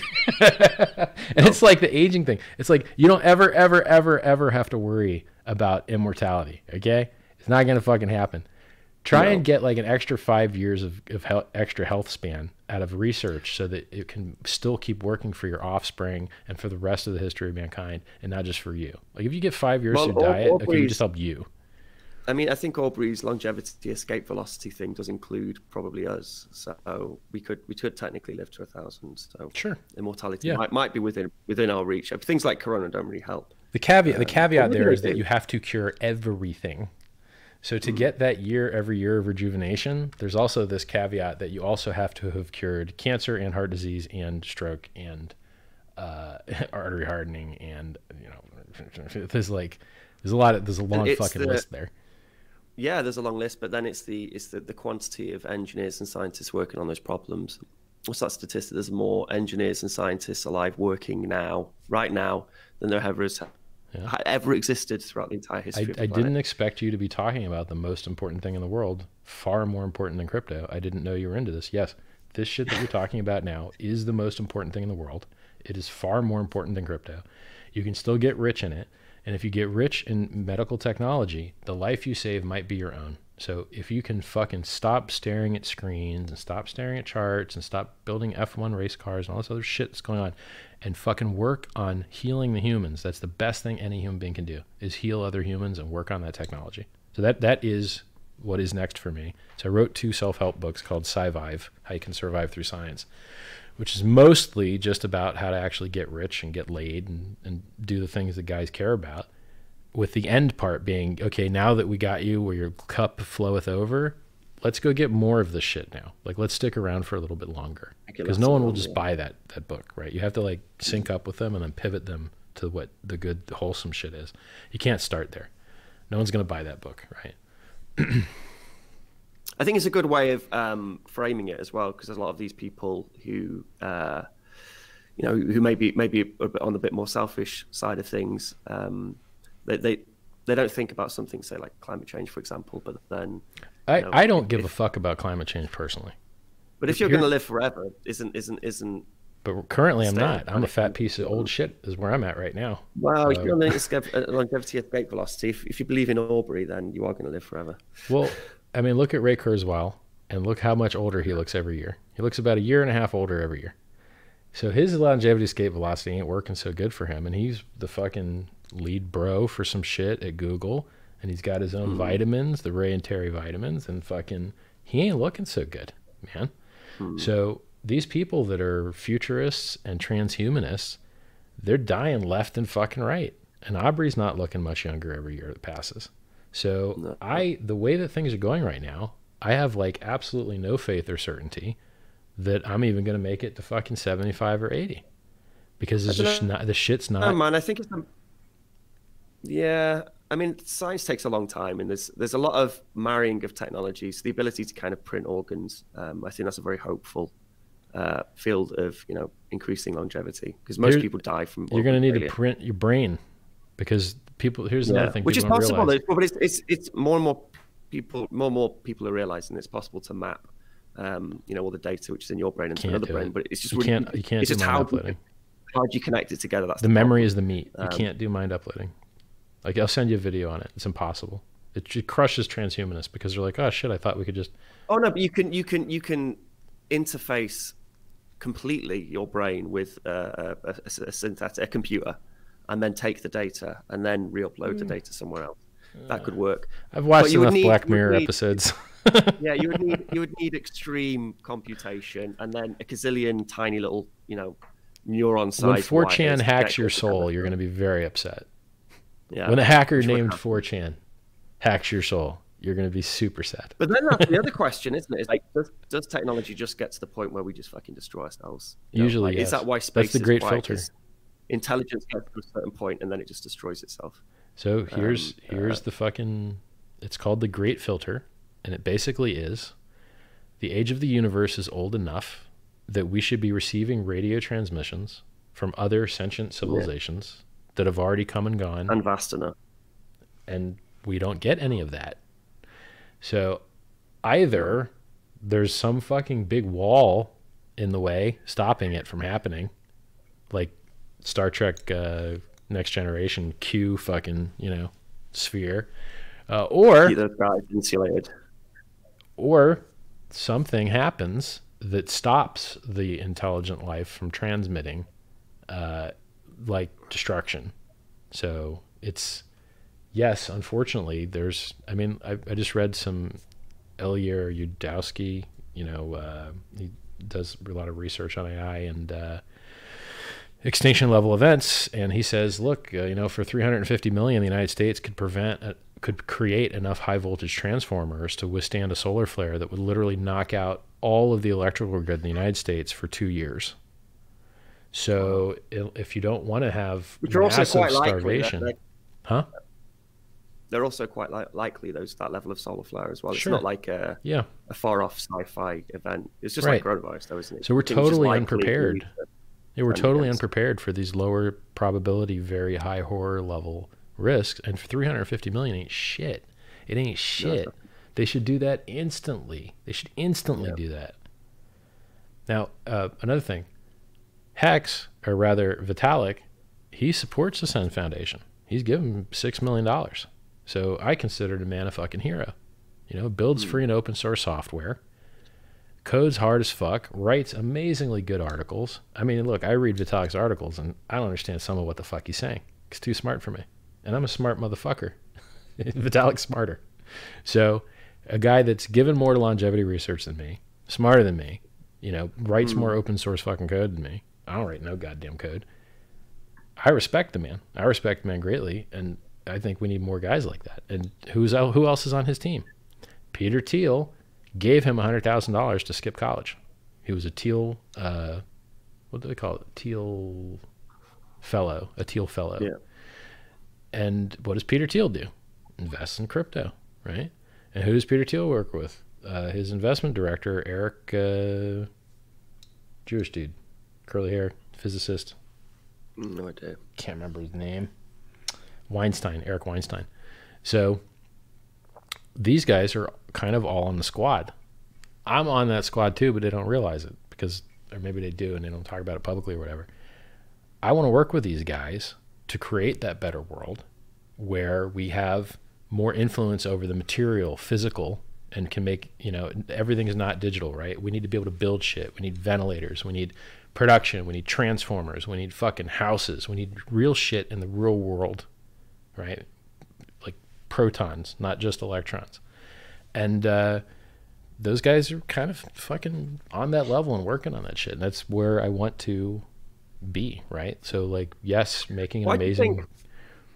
On Vitalik, while we're talking about him, why do you think, because I think he kind of came out recently, I mean, only briefly saw something on Twitter, he was a bit acting come by eye, like he wanted people to heal old wounds and start working together for the greater good. Why do you think that was met with such sort of skepticism and, you know, from the Bitcoin community? Well, everybody just wants to feel important. And so if you're not on somebody's team, the best way to feel important is to attack them and tear them down and to clout chase them. So when I was a Bitcoin maximalist, I would talk shit about, you know, how Ethereum rolled back the chain and how they're losing all these hundreds of millions of dollars and whatnot, right? Why? Get clout, get followers, right?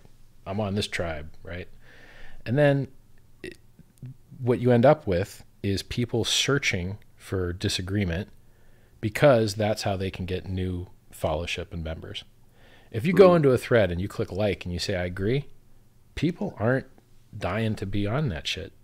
Seems weak to them. They're just not for it, right? Like being agreeable and productive, people just don't fucking reward it. So what you see is a world where everyone's YouTube video is a weird face. Why? I don't fucking know, but there it is, YouTube face. If you don't do it, you won't get as many clicks. Enjoy. So we live in a world where clickbait is rewarded. If it bleeds, it leads. Dramatic bullshit is rewarded. Extreme statements with no gray area are rewarded. Tribalism is rewarded. Violence is rewarded.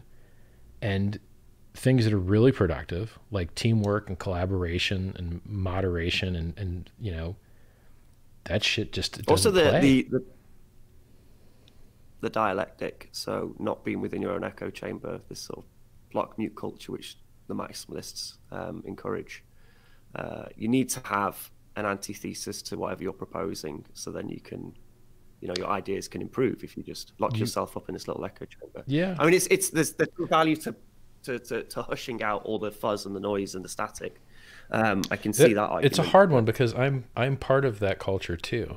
Like I'm probably I've blocked thousands and thousands of people because So I made a video, top hat, leopard jacket, because my first videos were all about self-help, right? I've been retired since 2006, 2003. So fucking, I've been retired a very, very long time. And I said, all right, well, I just want to make the world a better place. So I'm going to try and improve people's lives and make videos on self-help stuff and write this book and shit. Yeah. And, you know, it didn't take off. It didn't go viral. So I'm just like, oh, fuck, well, you know, going to have to try and do shit differently. So in one of those videos, it was, you know, you shouldn't censor people. You should talk about controversial ideas and spread good ideas because more good ideas need spreading. And yeah, that's kind of true until you try and do it in the real world. And then in the real world, you're like, okay, people that follow me care about these things. And then these people commenting want to influence the world in a way that harms these people's interests. So how many people post in my thread pictures of the BitConnect guy? Everybody. It's hilarious. BitConnect guy is fucking hilarious. That whole thing was hilarious.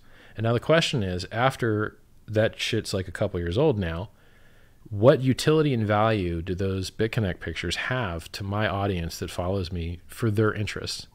It doesn't have any, right? Like BitConnect was a fraud based on a lie about performing some arbitrage shit or whatever their particular scam of choice was.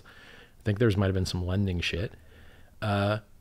It was centralized and it turned off in a fucking moment. And Tex has nothing in common with any of that, right? Decentralized. I don't matter. If I die, shit keeps working. And so when you look at the people that push this negativity, they're not making nuanced arguments. They're not being educational. They're not bringing up new points. They usually have a frog for a picture or a clown for a picture. And what I've noticed is that when you look at their post history, it's pure cancer across all platforms with everyone that they interact with. They're literally like a monotype of only trying to cause harm. And so when you run into people like that, the Bayesian of it is just like, do I allow this cancer to be here and try and win them over, which I used to do, right? When we were smaller, I'd be like, okay, we're going to convert everybody. Haters would come in and be like, yeah, man, we got answers for all these questions. We've seen these for years. Everything that you got to say, we've already got a video and a fucking text response, and we call them with triggers. Oh, where's the ETH go? Exclamation mark ETH. Oh, what happens on the big payday? BNP or BPD. What happened? Is a price going to dump on day 353? Exclamation mark dump. And it just is all fucking there, right? And so the issue is that now you're trying to convert one guy who's usually a wrecked pleb that doesn't want converted anyway, and he's cancering up and causing harm to the attention span of hundreds, if not thousands of people, and it's just net loss for the world. So what I've discovered is that once you reach a certain scale, you have to mute and block every negative piece of shit that you run into, or you're harming the consciousnesses of every one of your other followers that has to endure that suck, and it makes them angry, and then they engage that, and then more people see it, because what you engage, more people see. So I see people post shit all the time that I would love to be like, yo, how stupid are you? Here, let me show you how stupid you are. But I can't, because then if I do that, now everyone else is paying attention to this fucking negative thing instead of controlling the narrative and focusing on the positive and pushing things into the world that are better. I'm defamed and libeled and slandered fucking hourly. And do I fight those guys and just start handing out lawsuits? Because I got enough money. I can just hand out lawsuits all day long. And then what, right? What am I going to get, a judgment against the guy that lives in the basement? What's he going to go to the sub-basement now? No, he's already in the fucking basement. That judgment ain't going to be worth shit. So I could either spend my time trying to defend my fucking reputation, right? Or I could just go build more shit that people want and makes the world a better fucking place. Finish the Sci-Vive book. You know, like there's just so much more positive, successful things that you can achieve. Do you know how long my list is of people that fucked me that like I owe their ass, right? Like you got some fucking coming to you. I got a long ass list, man, but I just don't have time to get to it because I'm too busy doing something better for the world. God forbid I run out of good shit to do. Those guys are going to get fucked. Nah, I mean, I don't think you're that kind of person. I think maybe you want to think you are, but I don't think you're the sort of person who would be done for it that way. Depends on how easy it is, man. If you could press a button and get hands on people, you'd be like... To me, the classic was that... I mean, I would say that you will engage in the dialectic that okay, that you will block people if they just post the BitConnect guy for the 1000th time. But I mean, that interview with Peter McCormack was a classic example. He was just screaming scammer at you, and you were actually trying to engage him in conversation. I tried. You were actually trying to have and actually out of all the interviews he did at that time with the maximalist tribe, I thought Giacomo Zucco was probably the most successful, just because he would actually like talk to you as opposed to just screaming scammer at you. My favorite was the dude that looks like a raccoon. The Indian. Is that Peter McCormack? Is it? No, the little Indian dude. I can't remember. Stefan Lavera. Oh, but his interview was so shit. I'm sorry for him, man. I fucking ruined him so badly. He got trashed so badly that he said I turned his audio levels down. I listened to it after. His audio levels were fine. It was quite. But I think the reason it's unbearable. So the maximalist mantra is a no true Scotsman, and you end up being, if you're this nobody listening knows what that means. You're gonna have to tell them what that means. You're chasing it. The maximalism. No, I'm saying nobody listens knows what the no true Scotsman's fallacy is. So you got to tell them, or I'll tell them, whatever. Oh right, okay. So no true Scotsman. So it's the constant argument that you can never find the Scotsman. So no true Scotsman would ever drink iron brew. So you're not a true Scotsman. No true Scotsman would ever do this. No true Scotsman would ever do that. And you can never actually define what this thing. So no true maximalist, Bitcoin maximalist would, entertain that some financial tool is being built on Ethereum which is useful. No true maximalist would own another altcoin or occasionally read some article written by Vitalik. No true max. Yep. But it gets, no true maximalist would eat vegetables. It gets so ridiculous after it did. It got to the point where it's like in the maximalist handbook, what fuck, you eat vegetables, you fiat pig. You soy boy. Reinforce themselves in that little echo chamber when occasionally they step out of it, like Stefan Lavera did in that particular thing where to speak to you. A lot of their assumed assumptions that on which completely wrong, because logically it doesn't make any sense. You can just by talking to someone who's outside of your small circle of people who've got a very specific worldview. This is the crap I get with the because obviously I'm the Bitcoin socialist, and often I'll sort of challenge this idea that free markets can fix everything. And they can't. You should have free markets for once, and you should have fucking. So first of all, most people don't understand free market means regulated market. That's what free market means. You can't free market means not free. A regulated market. There's no such thing as a free market unless it's regulated. Yeah, because you'll have collusion and price fixing and fucking sabotage. But people forget that was actually in the game. That shit used to be in the game, right? It sucks. So I wish that people would see beyond their bag. Listen, none of you fuckers is important enough or has a wide enough audience to actually hurt the price by telling the fucking truth. Okay? When you tell the truth, no one's out there fucking opening up short positions and shit. And if they do, they're going to get wrecked, because the shorts always get wrecked because it's easier to go up than down. It's like, just fucking tell the truth, man. There's some shit that sucks. There's some shit that's good. You don't have to live in some fantasy world and pretend like crypto has adoption or something. No. Yeah, I mean, we're all just experimenting as well. Like Bitcoin, it is an experiment. Like Ethereum is an experiment. Hex is an it's all new, and we're doing new things with these technologies. And to completely dismiss, any project. I mean, think it's about the metrics. With the exception of during the ICO period, when some of them, when they were off the shelf, that shit was scammy. WordPress. Yeah, it's scammy as fuck. But when someone's trying to do something which is original, and I'm not crazy about Hex or anything, but I will say it's an original approach. So let me ask you a question. Let me ask you a question. Which exists in the financial markets now. So what do you think the most popular product at the bank is? In banking. Your bank. Your bank, where you use your bank. What do you think the most popular product is? They're probably the CF. Is it CFTs or CFDs? Well, it's probably the savings account. Used to be maybe second to the savings account would be the checking account, but no one writes checks anymore. So I'm going to say, I think one of the top 2 or 3 products at your bank is the CD, the time deposit. because people want to save money and make a little bit more interest. So has anyone in the blockchain built a time deposit? No. Well, I did.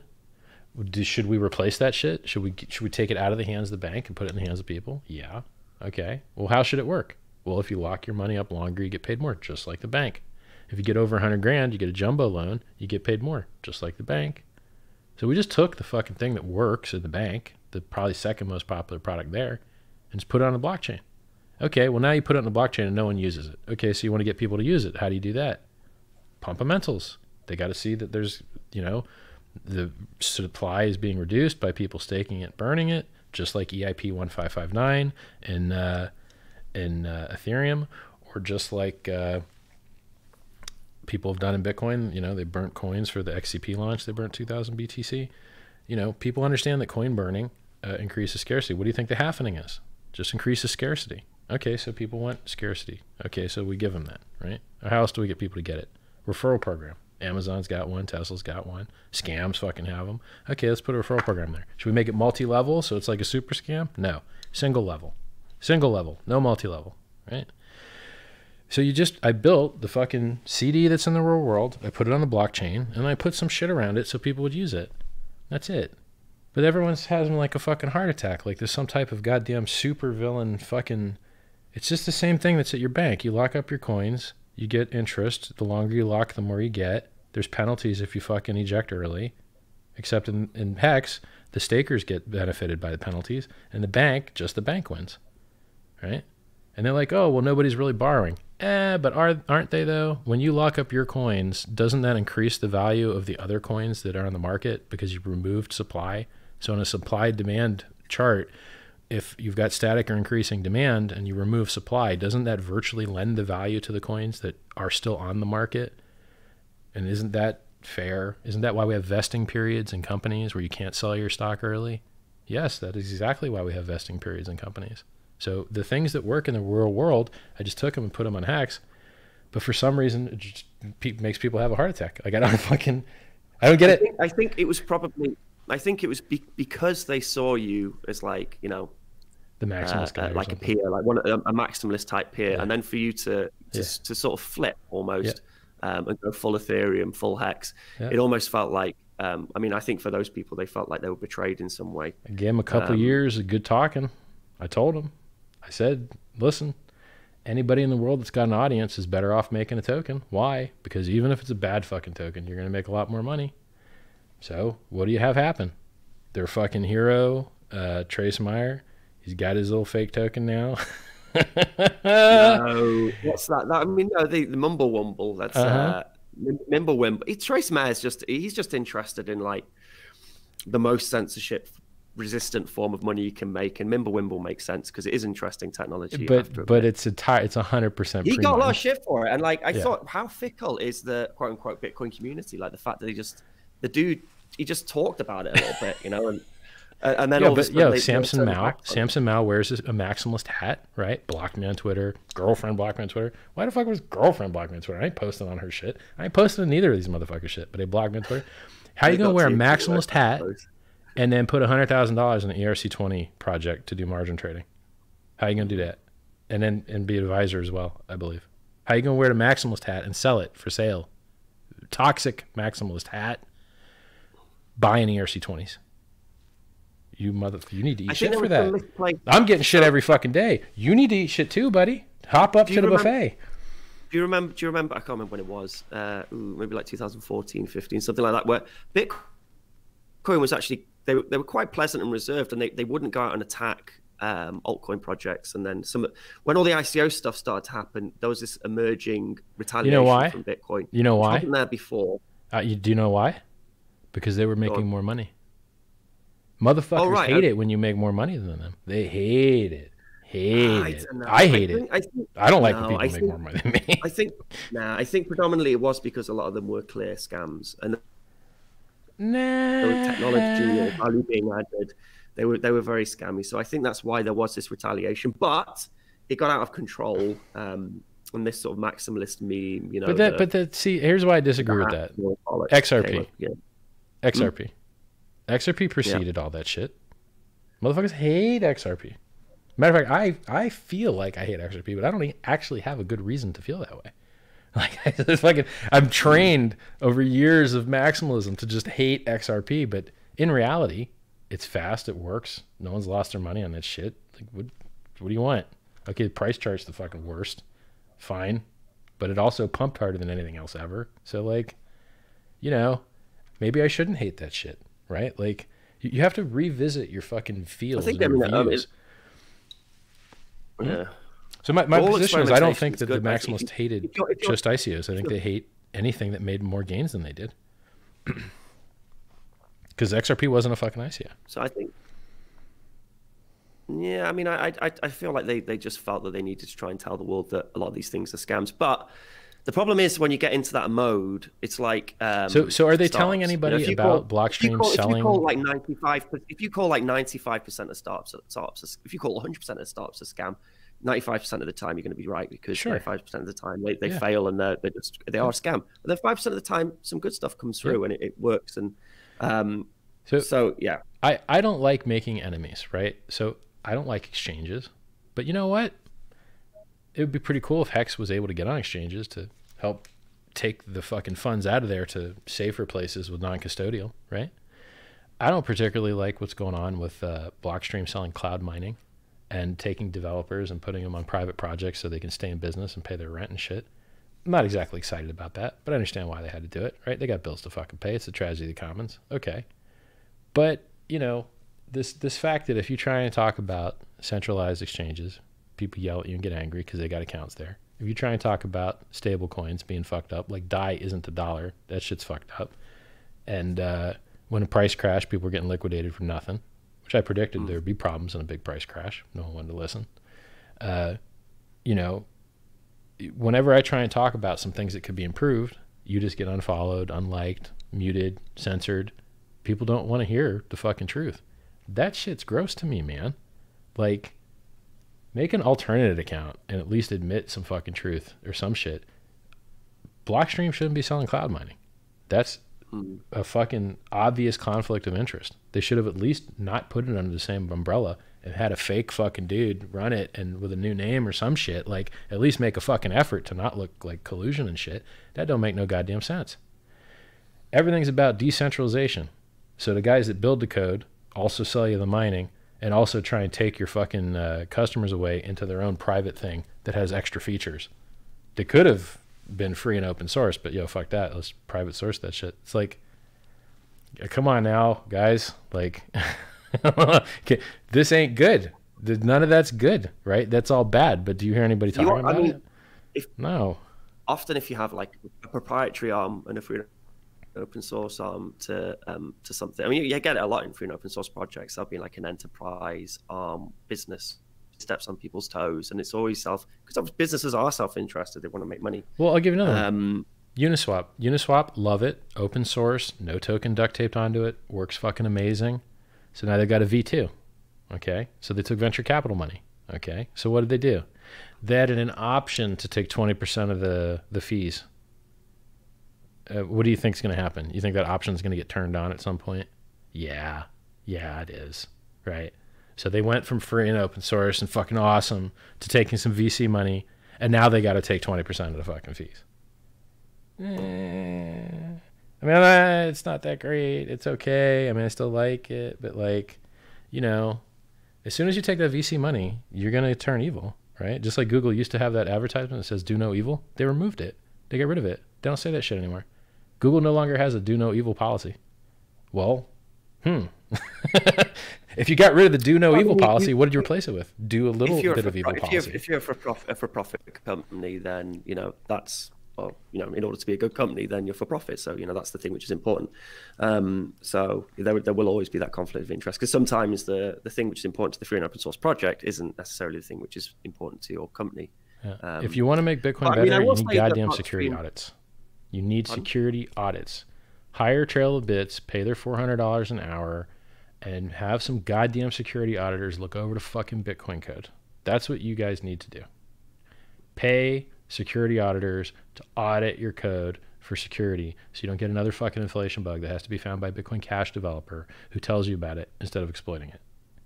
Hex had 3 audits done by 2 different companies. I'm just a single guy. Why don't you guys get your fucking trillion, zillion goddamn dollars that you got and put together some fucking money for some security audits for the software that allows you to have all your trillions and zillions of fucking dollars. It's really a no-brainer, really. And if you want to be tricky about it, you could fund it using the Lighthouse protocol that fucking Mike Hearn wrote in 2012 before he ejected, that allows you to, like, you know, I'll lock funds and you'll lock funds, and then the funds will become unlocked if enough people have locked up or whatever the fuck. Like, so I mean, people do try and make, you know, organizations which will support Bitcoin in that way, but then inevitably they're centralizing forces. That doesn't matter. That doesn't matter as long as the audit gets done. It doesn't matter if it gets paid for by a centralized entity or not. That is irrelevant. What is relevant is that the goddamn work gets done. By the way, let's talk about Bitcoiners that left that shit behind. Mike Hearn ejected. That was dumb of him. He went onto that private blockchain, which is useless, stupid. But Gavin Anderson, I see him in the fucking Tornado Cash chat room talking about building wallets that have ZK snarks in it. That's pretty cool, right? Because he used to be the lead Bitcoin guy. Andreas Antonopoulos, he didn't sign up for no monogamous relationship with Bitcoin. So how many people hated him when he wrote that Mastering Ethereum book? Mastering Ethereum, yeah. Lot of hate, right? And what is all that hate getting people? It's just driving people out of the community. It's just driving the fuck away. Why am I not more friendly to Bitcoin right now? Because y'all talk mean as shit. Y'all vocal minority is making me want to say bad goddamn things. And I'm still, you can see I'm still pretty chill. Like, I'm not, I could be talking about AXA and some fucking conspiracy theory. I could see this is so this maximalist reaction to scams or whatever. It ended up becoming an attack vector. That it's something which pushes people away. And there's plenty, and then plenty of people will say, well, if they can't see good in Bitcoin and value in Bitcoin, you know, regardless of this maximalist meme or regardless of some of the people who are a bit more outspoken, then they shouldn't be playing with Bitcoin. It's like, no, it's bollocks, man. Like, drive away the moderates. We only want the fucking guys that don't have any new money. People don't realize, if you are all in Bitcoin, you are a piece of shit that can no longer help the price. You're an asshole. You don't have any more money to buy with, so you can't help the price. If you're all in Bitcoin and you don't have a job and you're fucking living off your Bitcoin, selling it, you're like a miner. Miners don't buy Bitcoin. They fucking sell it. They sell Bitcoin. If you're all in Bitcoin and just holding your bag, you're not helping the price. You're hurting the fucking price. We need people with jobs and income and money to keep buying this shit because it keeps getting inflated every fucking day, $500,000 an hour. That's what we need. Every time I see somebody say, I'm all in crypto, I think, well, the crypto's fucked. There's another guy selling every day. How about you don't go all in crypto, you stay fucking employed, and then you can keep buying crypto, right? People don't realize what you need. What you need is new people, which is why new narratives are so important. Bitcoin ate up the fucking digital currency, libertarian, stake and gun shit and emptied those guys out. They didn't have any money left, which is why Ethereum could come along and tap a new narrative, which is kumbaya, world computer, decentralized organizations, and get all that VC soy boy money that wasn't already emptied out yet. But then they emptied those motherfuckers out, got a nice 95% drop. And so then the next pump that you got was from the Ponzi scheme guys that just reached out to people that never had heard of crypto before. Plus Token, Cloud Token, BitConnect, all those guys emptied the fuck out everybody, right? And then they're wrecked. They don't have any money left. So the libertarian guys broke. VC Kumbaya guys broke. Novogratz, that portfolio ain't looking so good. A lot of negative in there. And then Ponzi dudes wrecked. And so now what you're looking for is the next group of non-wrecked people that still have savings and income to blow up the next fucking speculative bubble is how this game works. Oh, by the way, here's the funny thing. We're here to replace the banks. Oh, shit. We're going to get on CME? We're going to suck banker dick. Please list us. Please. Please buy our bags. Please. We'll do everything. And then 42% of all Bitcoin is in 2,000 addresses. Totally decentralized, bro. So it's like, you're like the fucking duality. You're like, so you hate the banks, but you'll suck their dicks for their money. And you fucking love decentralization, but 42% of coins is in 2,000 addresses. And, you know, you hate pumpamentals and fucking things that go up in price, but you love that halvening, which only exists to pump the price, period. and you love anonymity, but I see all you motherfuckers signing up with Gmail email addresses. It's all Gmail email addresses, and they read your fucking email. And you're just like, everybody's full of shit. I mean, like, it's totally, like, there's very little fucking truth speaking out there. Like, it's crazy to me. Do you feel that you flipped from Bitcoin to Ethereum, or do you feel that you just kind of like broadened? I don't give a fuck what the technology is. I just want the results. You know what I'm saying? I just want it to work. I want the results, man. Try and send a couple Bitcoin transactions in a row. Give it a shot.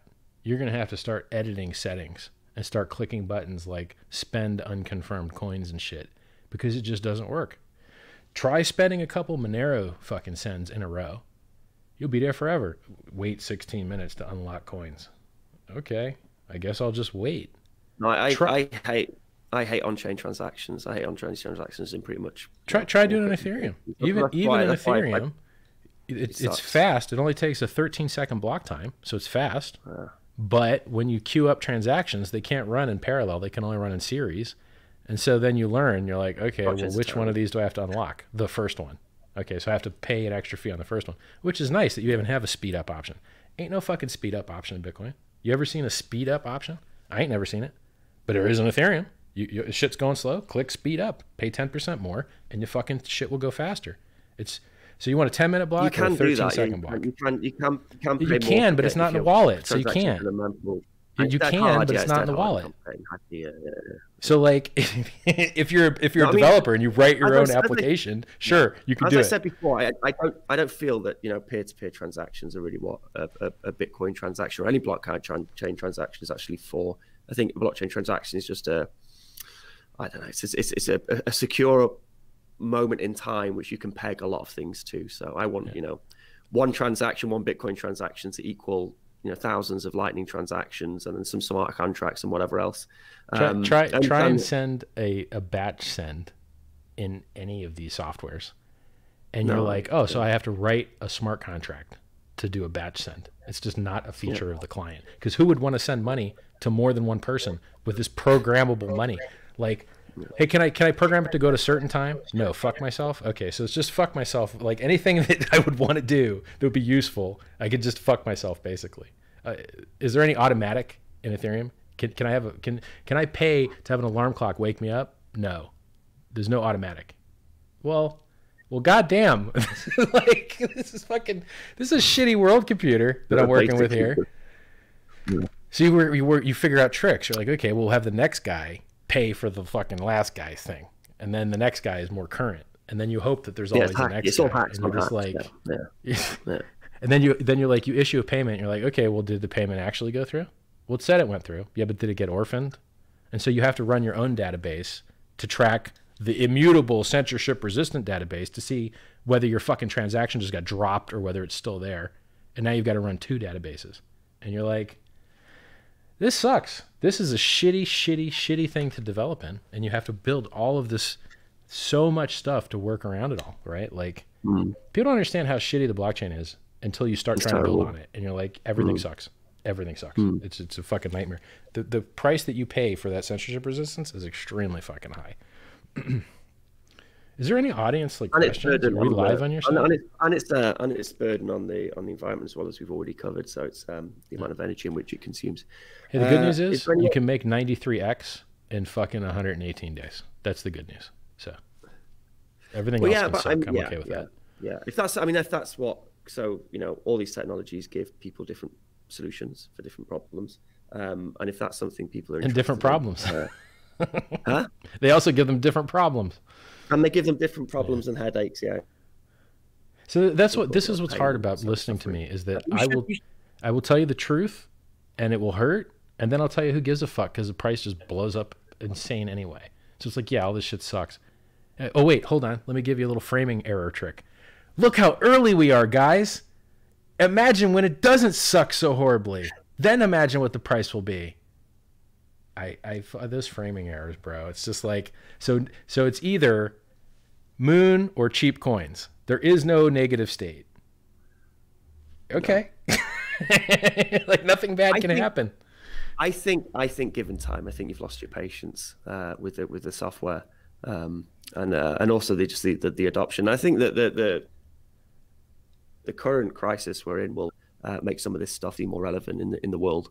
Do you not think that there'll be kind of just a broader want for private, censorship-resistant digital money because of the current crisis we're in? I think that desire will always be 5% of the I want to get rich appeal. Because how much money do you spend on things that you're worried that people will know that you spent that money on them? It's either drugs or porn, and you just don't spend, if you're a normal human, that significant a portion of your wealth on that shit. Now, how much of your wealth do you save? Probably a much larger portion if you're in the West. And then you've got, so like only 5 or 10% of your disposable income needs this shady hidden bullshit. And then the rest is, yeah, I wish I had more money to do shit that I don't mind people knowing me doing it, right? So this speculative appeal is always more important than the actual features and use case. Like being an anonymous PayPal, maybe that's worth like $10 billion, maybe it's worth 20 billion. And what's the market cap of Bitcoin? 180? Couldn't the speculation be there to kind of bootstrap users and community though, so that people obviously do make money? And yeah, you have to. That's the only way you're going to get people to install these fucking wallets. That this oscillating, cycling bubble of new narratives having all their money consumed, creating a blow off top, dumping 85%, weekends getting shaken out, and then making new all-time highs and doing it over and over again. This is the only way that we can pump up enough liquidity to be a useful real currency with actual internal circular streams. That's the only way to get there. So it's shitty, it's ugly, it's painful, but it's how you get to that global, ubiquitous, everyone has a wallet and everybody can be efficient now. That's the only way to get there, unless Facebook could get us there quicker, which they could. They really could. I'm not completely against, by the way. I mean, Libra to me, I was actually quite excited about it, just as an experiment and as it could help people have a better form of money. It will help everyone get into crypto, and then they'll be like, oh, so I've got this cool stable coin. What about the Make Me Rich coin? I like being rich. So it will get everyone in there, right? It's like a gateway drug. The volatility will become less just with volume then. Just that idea that the Andreas, I'm a little guppy in the ocean and there's a big boat, which is $1. And do you think that Bitcoin, as it has more value locked up in it, will inherently just become less volatile? This assumes that Bitcoin's price is going to continue to make all-time highs, which I hope that it does, because the rising tide rises all ships. And if Bitcoin's price goes up, all crypto prices go up. Yeah. If Bitcoin's price takes a shit and stays taking a shit, either everything else is going to have to take a shit too, which would make us sad, Richard, or there's going to have to be a flippening. And that's it. Those are only 3 options, right? So I am not happy that Bitcoin decided to not be a safe haven asset and dump harder than the stock market and drop 65% in like a week. Yeah, I'm not happy with that. I'm very unhappy with that, because I thought there'd be a bounce, truthfully. I thought, okay, China, like Singapore had it covered, China had it covered. I just think it can be that big a thing. We'll wait for it to bounce. 404 bounce not found. Wrecked. Everybody wrecked. Perma wrecked. And then, okay, now we have a bounce, which we had this in 20K. We had a 20K drop. After the first drop from 20K down to like, I think it was like it was a sell everything, get cash, and make sure you can buy what you need to be able to get through the crisis moment for a lot of investors. A lot of people, they just wanted, gold went up. I think the majority of this is over leveraged. Everybody was leveraged, and then when everything bubble pops, you get margin called, and you have to sell everything to try and maintain some of your position. So like, there's more of with each kind of like price pump and then drop, the bedrock gets bigger. There's the amount of people at the bottom who aren't going to sell, and it feels like it gets a little bit bigger. Or at least look, that sounds good, but you just, the price is too fucked up. It dropped 85% and then it dropped 75% within a fucking year. Like, it did 85 and then 1 year later it went up from 3K to 14 and then it dropped 75. That's not acceptable, man. That's not okay. It's terrible. No. So people like stock to flow. You're like, oh, stock to flow. Okay, mining's expensive. Okay, well, why'd we get 75% drop in 7 fucking days? Okay, stock to flow, inflation halvening. You know, inflation's going down. Okay, well, why does the price chart look like hot garbage? Like, what the fuck? Are you guys looking at a different chart? This shit's pure fucking cancer. This is the worst. Like, people forget this technical analysis bullshit means nothing compared to new people buying the coin. You need people to buy the fucking coin. You need to buy it. And all the people that already bought it, they can't buy anymore. Or they could get leveraged and fucking liquidated, right? How many people do you think survived the 1 week fucking epic drop? Not many long survived that, dude. I mean, if you were 1x long, your shit got liquidated. 1x in the world of margin trading is considered pretty fucking conservative by most people, even though it's actually not. 1x is actually a lot of leverage. Most people don't think it is. Most people think like 3x is low leverage, and 1x is like no leverage is what they feel like. But in reality, 1x is fucking a lot of leverage. So I care about the chart, I care about the price, and a lot of the shit people say is just not fucking true. If we should be onboarding new users faster, we should have new retailers opening up, we should have new ATMs opening up, we should have new technological innovations, we should have more fucking everything. That's how shit's supposed to work in a technology company. A technology company, everything's getting fucking better all the time. You play fucking League of Legends, new characters come out all the time. New events come out all the time, filling up fucking stadiums, doing billions of dollars a year in sales every fucking year. Progress, constant. And that shit is just not happening in Bitcoin. You could say it's happening in Ethereum, that there's so much new shit going on. I would say, I mean, again, I'm biased because of the Lightning Network stuff, but I would say that Bitcoin kind of had this censorship resistant store of value, pretty shitty money experience, but better, you know, if you're doing like, you know, international payments, for example, then it's kind of good for that. Here's the funny thing. How censorship resistant is it though, right? So like the child porn guys, they used to not really get fucked up from the Bitcoin end, but apparently now they're getting fucked up from the Bitcoin end. Like they're sending the fucking money to like Coinbase, and then they're going to fucking jail over that shit.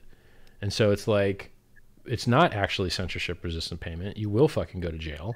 Well, I mean, at one time, yeah, at one time before people kind of caught onto the technology, right? You know, and it was, you know, for a little while it would just confuse, you know. Yeah, and then the dark nets are just stupid. They don't even use Monero. You're like, why not? Why not use Monero? No, I love Monero. It's great. I don't get it.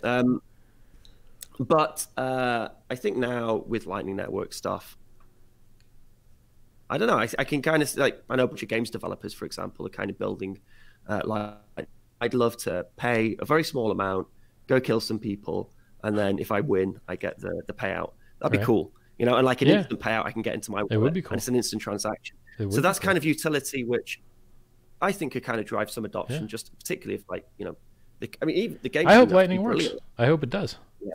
I think you could use some more people building on it. I mean, there's like 8 people building on it, like eight guys that are qualified. It's pretty busy, man. There's like the development community.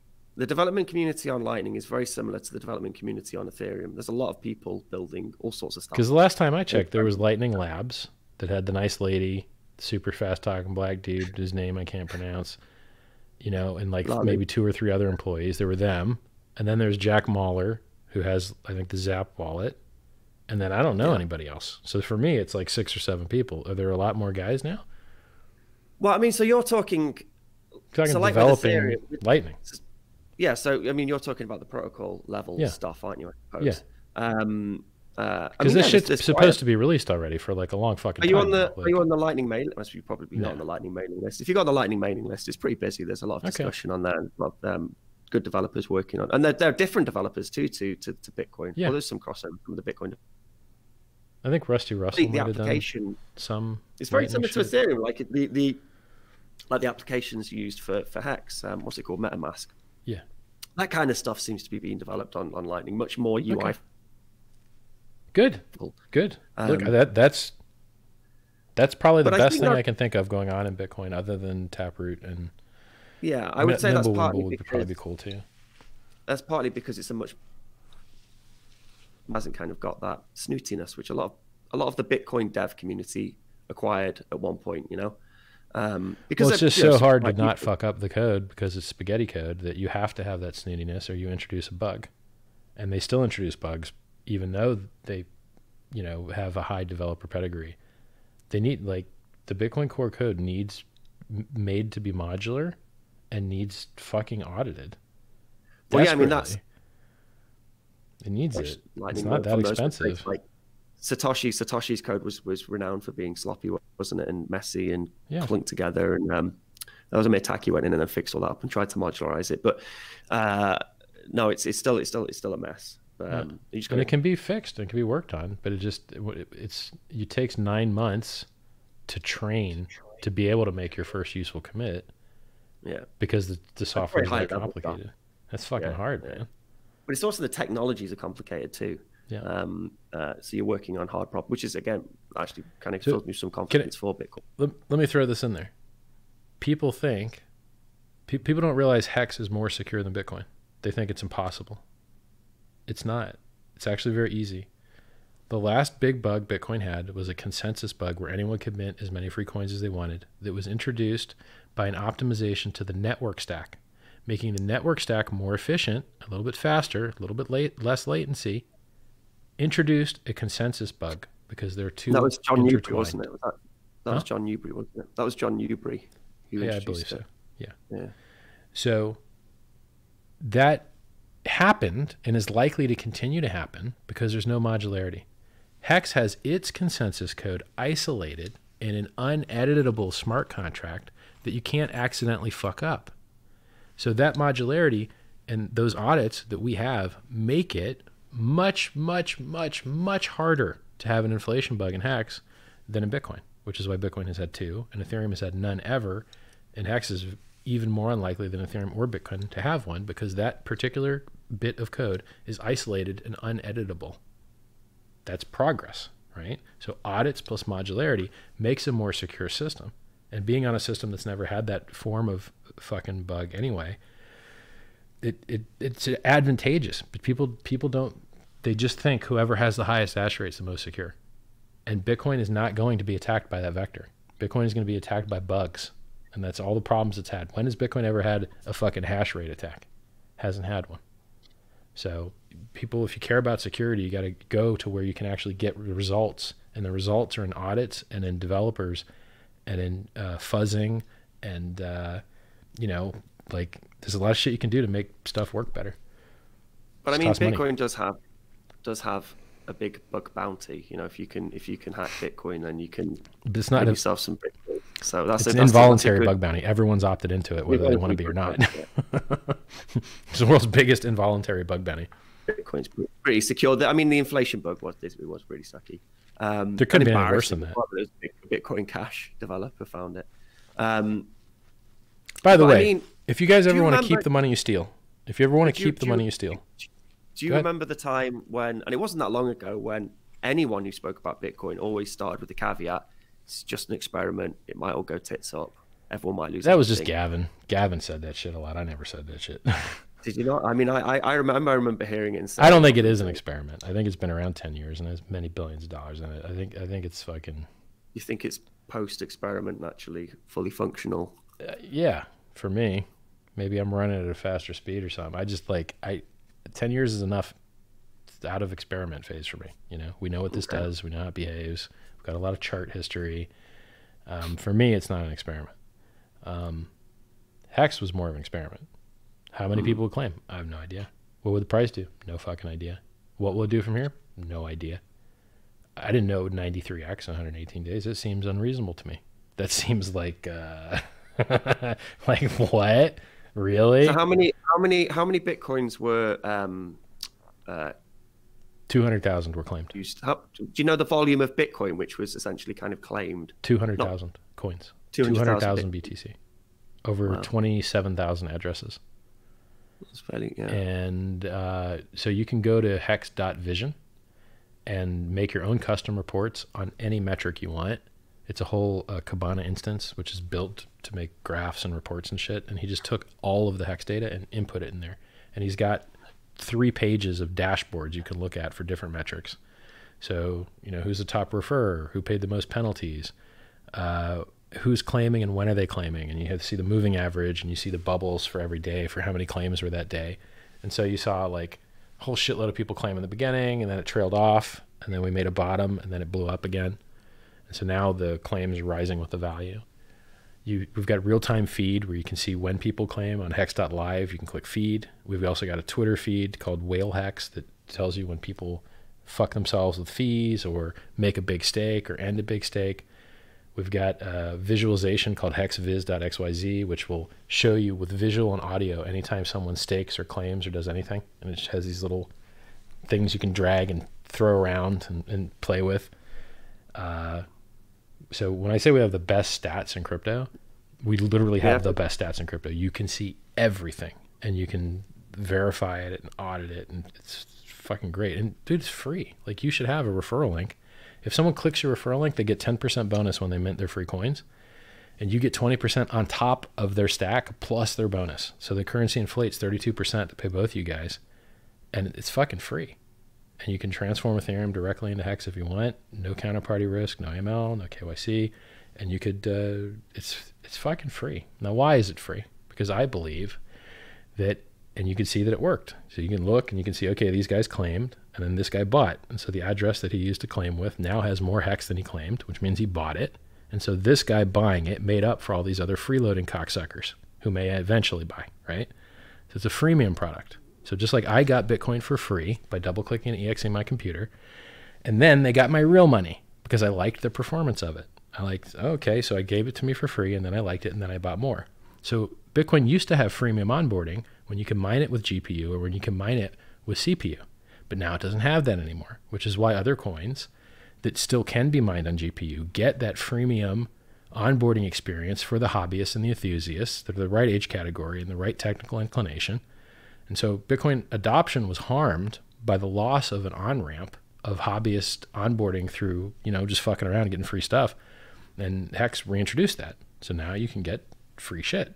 It's how I got into Bitcoin, and apparently it's working. So I mean, I think it's community bootstrapping, which I think you did very well by dropping it to Bitcoiners, because then they're going to claim, and you're going to instantly bootstrap a community, aren't you? And I think it's the same with Bitcoin. Like, you were able to mine it on your GPUs, and you're able to get some Bitcoin fairly easily.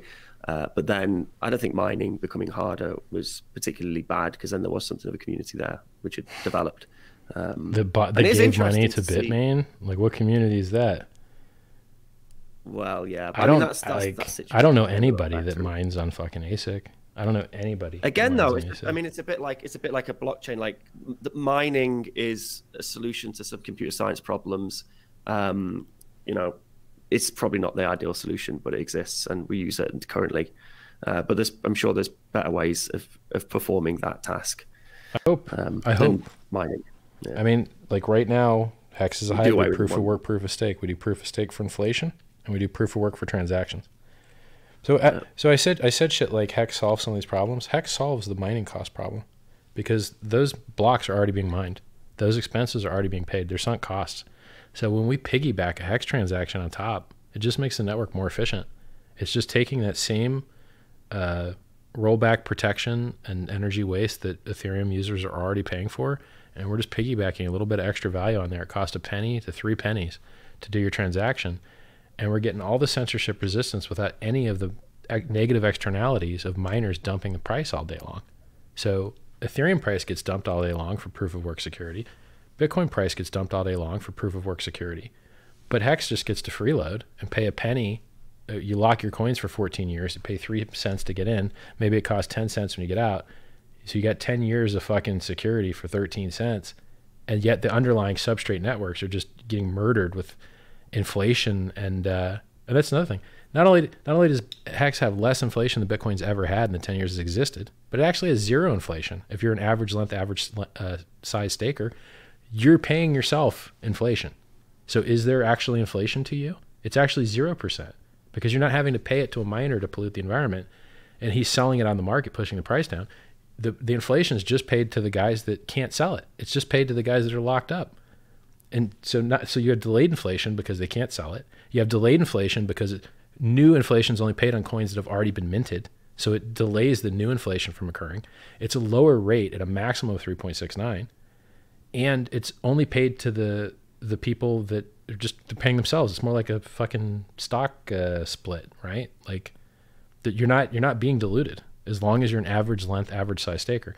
If you're a longer length, longer size staker, you do eat from the pie of the little guy because you earned it, right? So we actually have a system that in effect, it has no negative externalities. It makes the mining more efficient, and the Hex stakers get paid to hold the price up instead of Bitcoin and Ethereum miners getting paid to dump the price. That's what they do with their coins. They don't buy more coins with their coins. They sell their fucking coins to pay electricity companies to pollute and give weird money to chip manufacturers. And what do those chip manufacturers do with the money? Well, it appears that they create fake copies of your shit and try and kill off the real thing. That's what Bitmain did. Well, I don't support that shit. So I'm not down with the SHA-256 mining. And that's another thing I like about Ethereum is they're happy to try and fork those guys out and write proof of work change and literally say, yeah, we're doing prog POW to get rid of fucking ASIC miners because we don't like them. I love that shit. I love it. That's fucking great.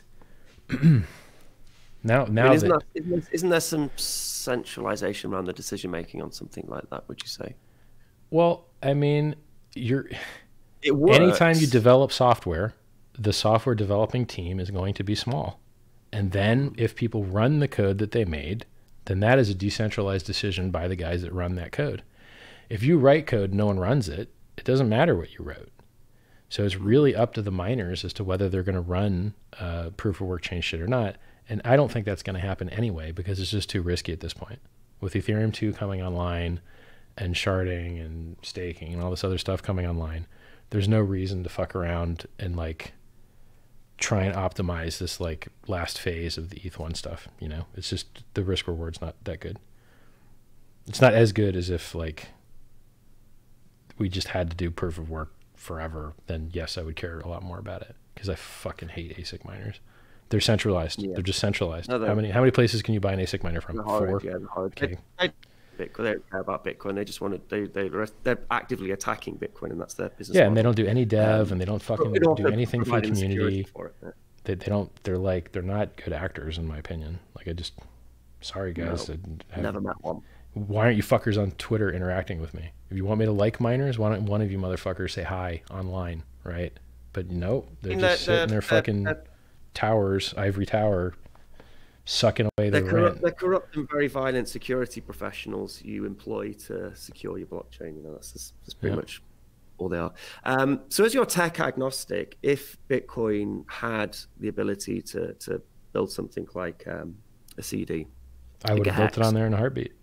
I would have built it on there in a heartbeat, and I tried. So I looked at RSK. It's a copy of Ethereum, way behind and slower, and it had a 20% founder fucking mine on every block. And I'm just was that the rootstock thing? Yeah. I'm like, okay, 20% founder tax on a copy of Ethereum and doesn't exist. Or we could use the thing that does exist. I don't know. I've not seen anything good come out of that project. It just seems to me like a black hole of investment money, you know. Bro, that's the other thing. Hex is the opposite of an ICO. No promises, no expectations, fully fucking complete product at launch, given for free to Bitcoin holders. Compare that with everything else. Dreams and promises and we're going to do this and we're going to do that and no functioning fucking product forever. You look at the top 10. There's a coin on there called Cardano. Like ADA. I think it'd like be number 5 or some shit. They don't have any product. But I get fucking yelled at like constantly. Like I'm a scamming piece of shit or something. But I have a fucking product that's fully functional with 100% uptime and audits and fucking, I just like, what the fuck? Like, bro, go look in the top 10. Go look at the top 10. You're like, okay, USDT, 100% counterparty risk. Okay. Litecoin. Where was the innovation there? Copy, paste the Bitcoin code, change the proof of work. Okay. Anything else? They were a test bed. They released SegWit a little bit earlier. And then they bullshitted and said they were going to do confidential transactions and never did a fucking thing. And then their founder dumped on everybody. Okay. What else do we get? And that was a pump. Do you remember that was a pump and dump? There was like a 2-week media frenzy coming from what's his name? Satoshi Light. No, like what's his name? Satoshi Light is Charlie Lee. Just before he sold all of his Litecoin. Yeah, I remember there was a picture of him. He posted a picture of him and Jihan. It was like 2 days before, and it was me and Jihan working on something secret or something. Wonderful. And then it's like 2 days later, we dumped his coins. Yeah. And then, like, I'm afraid to even tell you about people I know building things, but this motherfucker can stand on stage and be like, I'm going to do this, I'm going to do that, and then dumps it on your fucking head, and then is looked upon like some type of pillar of the fucking community. I'm just like, what the fuck? So people with vaporware, people that dump on your fucking head, people with no technical innovation whatsoever, just copy paste shit, no game theory innovation, no fucking nothing, some copy paste shit.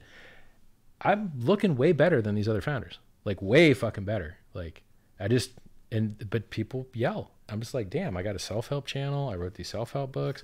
I don't charge for no trading advice. I called the 20K Christmas from fucking 4K. I called the 19K fucking short, 19.6K. I called the fucking top, called the fucking bear market. What the fuck can I do for you guys? I give you get free videos, free books, free chat, free coins, free fucking everything. I'm like the giving tree of fucking crypto. But then people, they yell, and they're angry, you know? And I'm just like, are you looking at what else is on the fucking top 100? Bro, Hex is blackballed by everybody. CoinMarketCap, we belong in the front page. Our market cap's in the front page. You got to go to page 3 to find us, even though our market cap's higher than the page 1 and page 2. Why? Some magic, special, fucking hand-tuned rule that they won't tell you about. So we're on page 3 instead of page 1. CoinGecko just can't seem to figure out our market cap. Can't seem to figure out an ERC20 market cap. Even though you go to etherscan.io, it's just right there in the top left, shows you the market cap, shows you the value, shows you the circulating supply, shows you fucking everything. They just can't seem to figure it out. So we're ranked like number 2,500 in CoinGecko because they don't know the supply, right? People have tried to buy advertisements places for Hex. Will not be accepted by anybody. This place called Whale Alerts or some shit tells you when there's like big movements on chain today. They just said, yeah, we're removing Hex from the list. We don't usually comment about projects, but we don't think that this isn't what we like to see in a blockchain. Removed Hex from the shit. Just this censorship resistant fucking permissionless innovation. Ha, ha, ha, ha. Dick sucking everywhere. Hey, can we fucking not be censored, please? Can you, even though we're like belong on the front page, can you like, you know, can we be on page 2 instead of page 3? Even though like we have real users and real volume and it's on chain with no centralized shit and it's inspectable. It's the most honest volume in the fucking world. Everybody is blackballing and censoring us, and we're still up 93x in 118 days with all these motherfuckers trying to hold us down. Everybody. You go to Uniswap, you try and search for Hex, it ain't there. You got to paste the contract address in. Why? They won't add it. You go to fucking MetaMask, you want to add Hex, you search Hex, it don't show up. You got to paste the contract address in. Why? They won't add it. MetaMask, censoring. CoinMarketCap, censoring. CoinGecko, censoring. Whale Alerts, censoring. Fucking everybody. Why do you think that is then? So why are they censoring? Because when they go to the website, it talks about price and their brains turn off and they think scam, because it's usually right. They have a scam detector that says that if you go to a website and it talks about price, it's a fucking scam. And they're usually right. That scam detector is usually right. If you go to a website and they talk about price, it's usually a fucking scam. Unfortunately, they ran into an edge case where a fucking trader built a cryptocurrency with a price performance as a design objective and is honest about what the fucking design is supposed to do and is being punished for that honesty. And it obviously fucking works because it's fucking working. So I said, I designed a thing to do this, and then it went out into the world and did that. But now it's being penalized by people's brains shutting off as soon as they see, you know, Hex did X amount in this time. They see that and they go, oh, it's got to be a scam, right? But it's not. It's an amazing technological innovation that monetizes time and removes one of the products from the bank that's one of the most popular products there and puts it on the fucking blockchain, and is an amazing world-changing innovation that happens to be wrapped in effective marketing language. And as soon as they see the effective marketing language, they just stop. They won't read the audit. They don't read the fucking white paper. Their brains just cease functioning, and they just gatekeep. It's funny being gatekeeped by a coin that used to be $1,500 and went down to $80. Do you think that's because there is an element of, because you've designed it to go up in a certain way. Everything's designed to do that. They just lie about it and pretend it's not. But it's your own admission. It's been configured for it to have a certain price action. That's the only reason anyone buys any of these cryptocurrencies. The only reason anyone buys Bitcoin is because they think the price is going to go up. The only reason anyone buys Ethereum is because they think the price is going to go up. That's the only reason anyone buys any of these things. Go ask them. Just go ask people that bought them why they bought it. They'll very simply tell you, because I thought the price would go up. I think some of the bigger projects like Bitcoin, maybe Ethereum and Monero, some people want to get money out of the system. They don't feel happy with having it in, a fiat system for some more ethical reason. The halvening was input. I agree that the largest pumpamental. EIP 1559 trying to burn coins is a pumpamental. Getting people to lock up their Ethereum is a pumpamental. Everyone's trying to catch up with Bitcoin, with my pumpamentals that I built. Ethereum's trying to do coin burning. We already have coin burning. Ethereum's trying to do coin lockups. We already have coin lockups. Ethereum's trying to do staking. We already have staking. Sure. So how dare they say it's good when they do it, but bad when I do it? By you designing it to act in a certain way, it's almost as if there's a promise that it will act in a certain way. No, it could go to fucking zero. F1 cars are designed to win races. Most of them absolutely. don't. One wins the fucking race. Sure. And you'll say that, but I mean, maybe that would be their reservation, is that they're worried that people feel that there's a promise in this. I promise you that every cryptocurrency drops 85 or 95%. Some of them get back up. There's my promise. That's what the charts say. I'm the only guy advertising that. I'm the only guy that's honest about it. But no one, but people ignore my honesty and just fucking, they just don't give a shit about what I say. I tell you that there's no guarantees, no promises, no work, but motherfuckers just, they pretend that I said that there was. They're like, yeah, Richard said it's going to go up. I don't fucking know what the price is going to do. I have no idea. And neither does anyone else. The price chart doesn't even act like any other chart. Like it doesn't, because of the automated market maker makes the hex chart operate different than any other chart I've ever seen. In a normal order book, you've got asks and you've got bids. And someone comes along and they decide they don't want to sit there on the limit anymore, and they jump across the bid-ask spread and they remove liquidity from the other side. And then this guy leaves with his coins and this guy leaves with his money. And then the only thing that's left is a little blip on the volume bar and a little blip on the price. Uniswap does not work like that. In Uniswap, when you go and you turn your Ethereum into Hex in Uniswap or hex.win, easier way to access it. If you go to hex.win and you turn your Ethereum into Hex, your Ethereum sits there and acts as bid support. No other market does that. In a normal market, the buyer and the seller meet and they fucking leave. And the only thing that's left is the market maker sitting there with his bot making bids and asks, right? Or other people that like fill in the gaps. So when a normal buyer and seller meet on a market, they fucking leave and there's nothing left in the order book. There's no trace of them. But in hex.win, when you turn your Ethereum into Hex, that Ethereum sits there and acts as bid support. And for someone to push the price back down, they have to sell through that Ethereum that you just added. Now, liquidity providers can remove or add to both sides at the same time, but they can't remove or add to just one side. It's always symmetrical. And so that makes the price chart act different and perform different than any other chart I've ever seen. It's really interesting. It's like, it's a whole new game. It's a whole new game. Because think about it.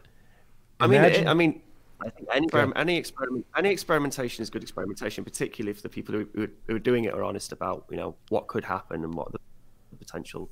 And I think a lot of the people who have been involved in Hex, it's not like some random Chinese ICO thing. Like it's not people trying to hoodwink people into buying something. It's someone who's very honest and frank about what the technology could do. But I can see the reservations of some of these. I mean, traditional legacy blockchain portals, which now have this thing, which by its design is implying some sort of promise that it will act in a certain way when it very may well not. Go look at the other ads that they place. They have Celsius. What's that? Promising you 4 or 5% return on your money to take your coins from you. The opposite of why crypto was invented. They have gambling platforms, like trading platforms, like Plus 500 and whatever the fuck else, where everyone gets destroyed and wrecked and everyone loses their fucking money. I'll let you in on a secret. The only people that can afford to advertise you in crypto, usually they're fucking scams, because the non-scams don't have marketing budgets. Because it's really, really, really, really hard to turn a crypto click into a fucking purchase. They're immune to most of the fucking ads. So Anybody that's accepting ads on their fucking website, for the most part, those ads are all goddamn scams because the non-scams don't have marketing budgets. Just like Bitcoin. Say again? Just like Bitcoin. Bitcoin doesn't have any ads because there's no marketing budget. Yeah. It's not scam. Yeah. Right. And that's why you don't see any fucking ads for it. But you see ads for everything that gets everyone destroyed. How many ads have you seen from YouTubers about margin trading? How many ads have you seen? Oh, no, absolutely. Yeah. And how good is that for the ecosystem? And how good is that for the human beings? Right? So I advertise against people trading. See, this is weird duality. So I tell you not to trade, it's horrible for you. But if you're going to trade, here's all the ways that Hex is better, right? I don't think you should play Ponzi style games where you're guessing how many people get in after you. But if you're going to do that shit, here's Trayvon's game that he built where you can be staked in the real Hex contract while you're playing it. And so you at least have some revenue from that to help make up for you being in the bad fucking game, right?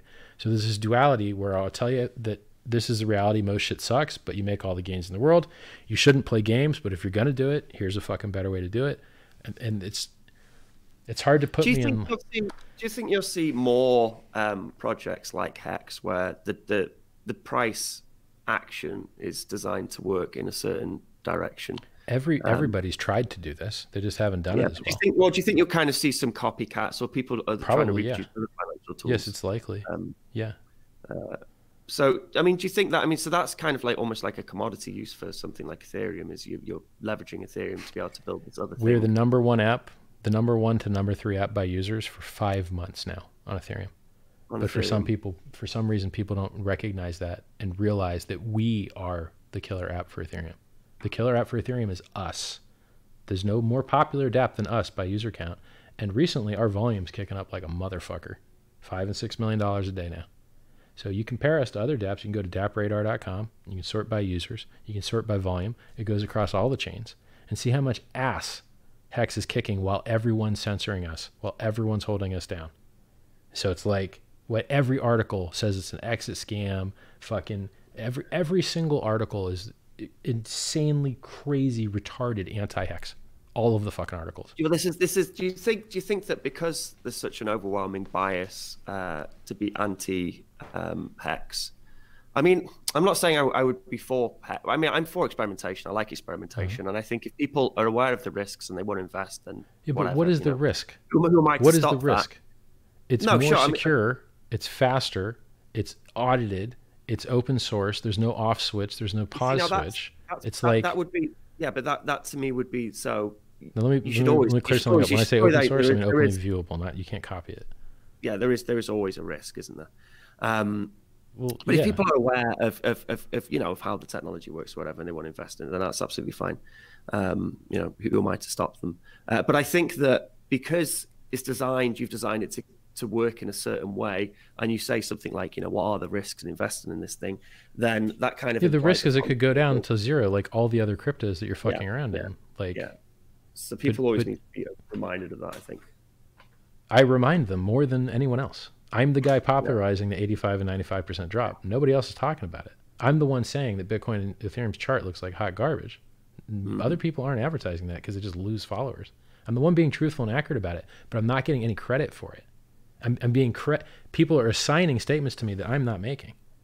I don't know what the Hex price is going to do. I truly fucking don't. I do not.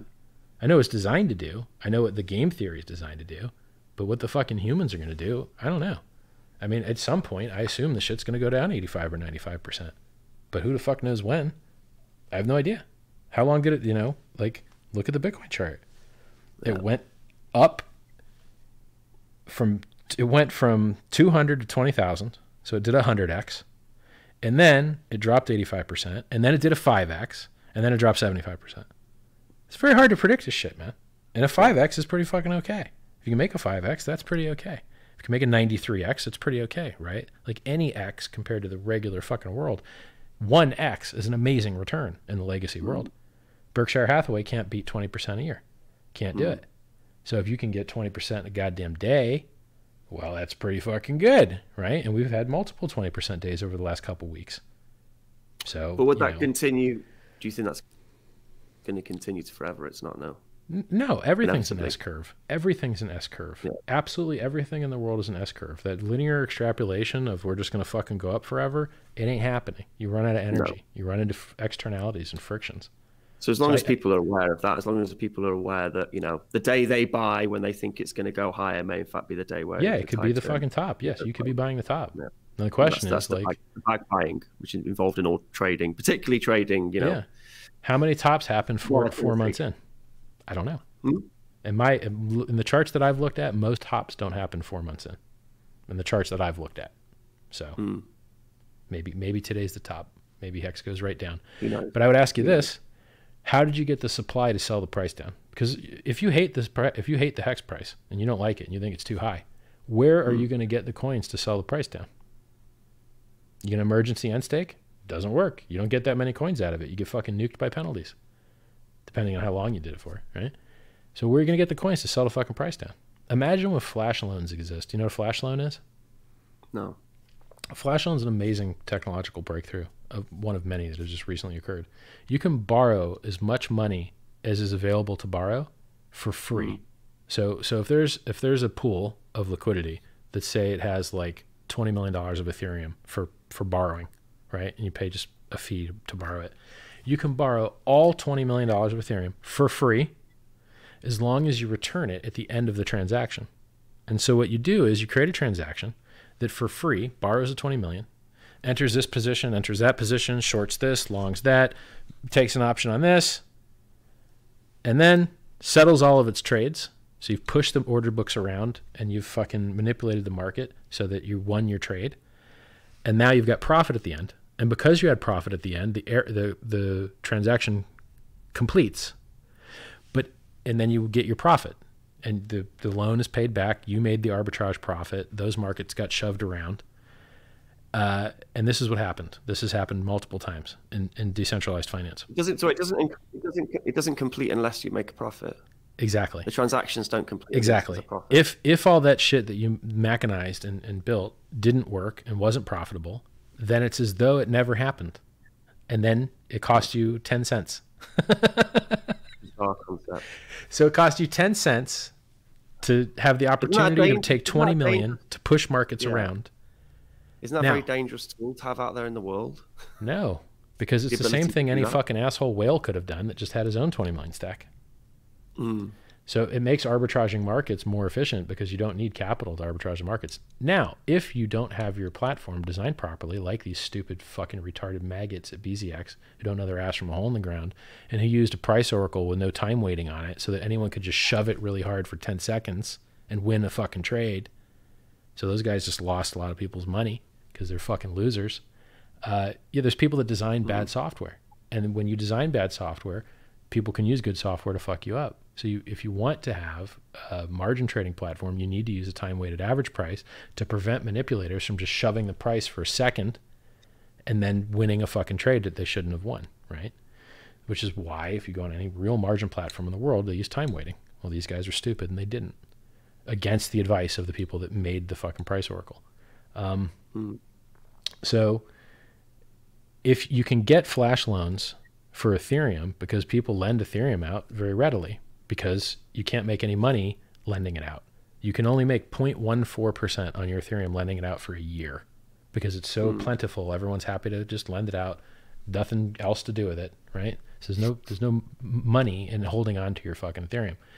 No. Now try and find Hex to push the other direction. If you wanted to manipulate a market using a flash loan, it'd be very easy to push the Hex price up with Ethereum using a flash loan. Now try and do that same thing and get a flash loan for Hex. People have already got it all locked up, earning in the core contract. So you'd have to pay a much higher rate to try and get access to those funds. So it's unlikely that there's a big pool that would be available for a flash loan, because that big pool would be burning all the rewards it could have got by just being staked in the real contract.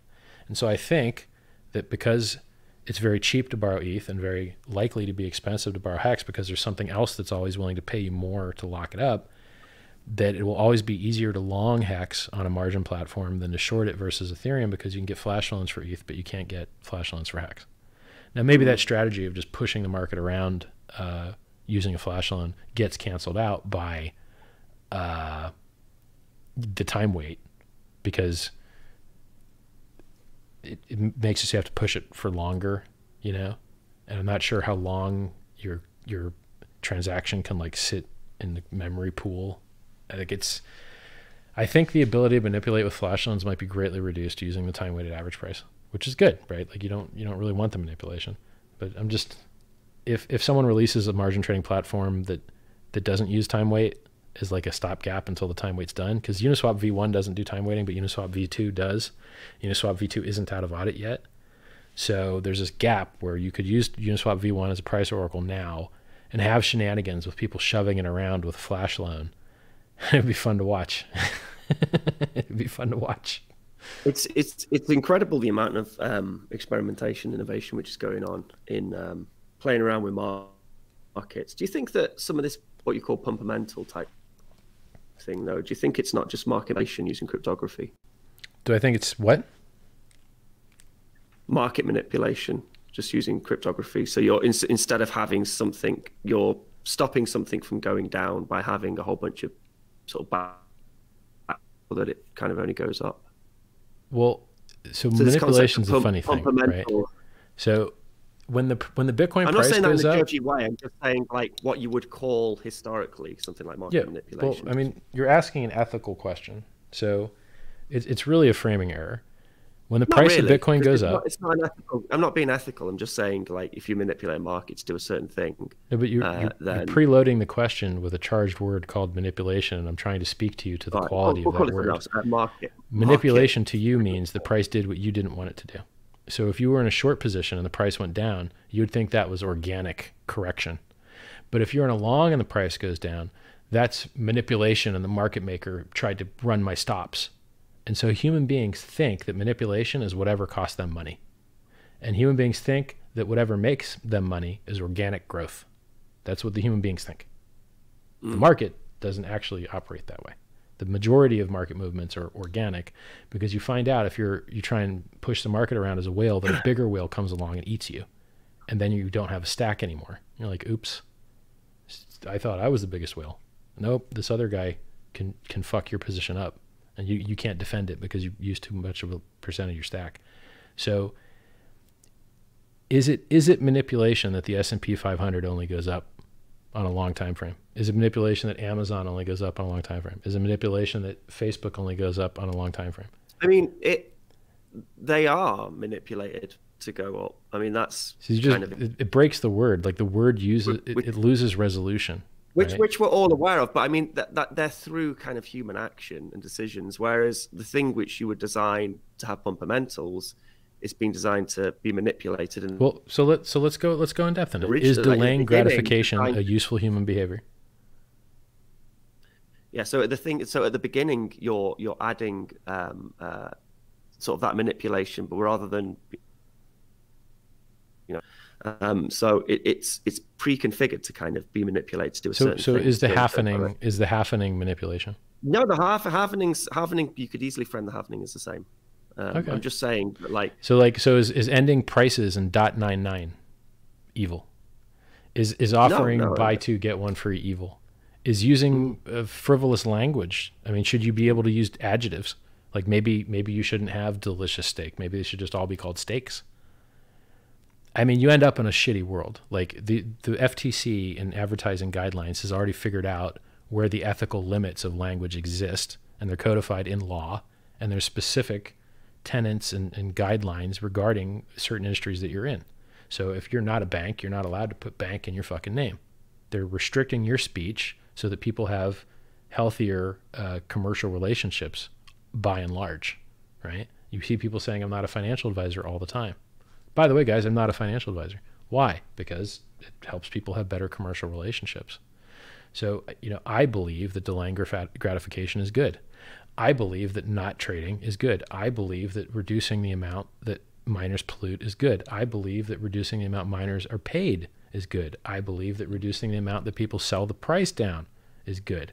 I believe getting rid of counterparty risk and middlemen is good. I believe getting coins for free is good. I believe having hobbyists be able to get coins for free is good. I think replacing the banksters is good. There's so many amazingly good things in this. Oh, and I also think that a price going up is also very good. It's probably the best thing a cryptocurrency can do is perform well in price.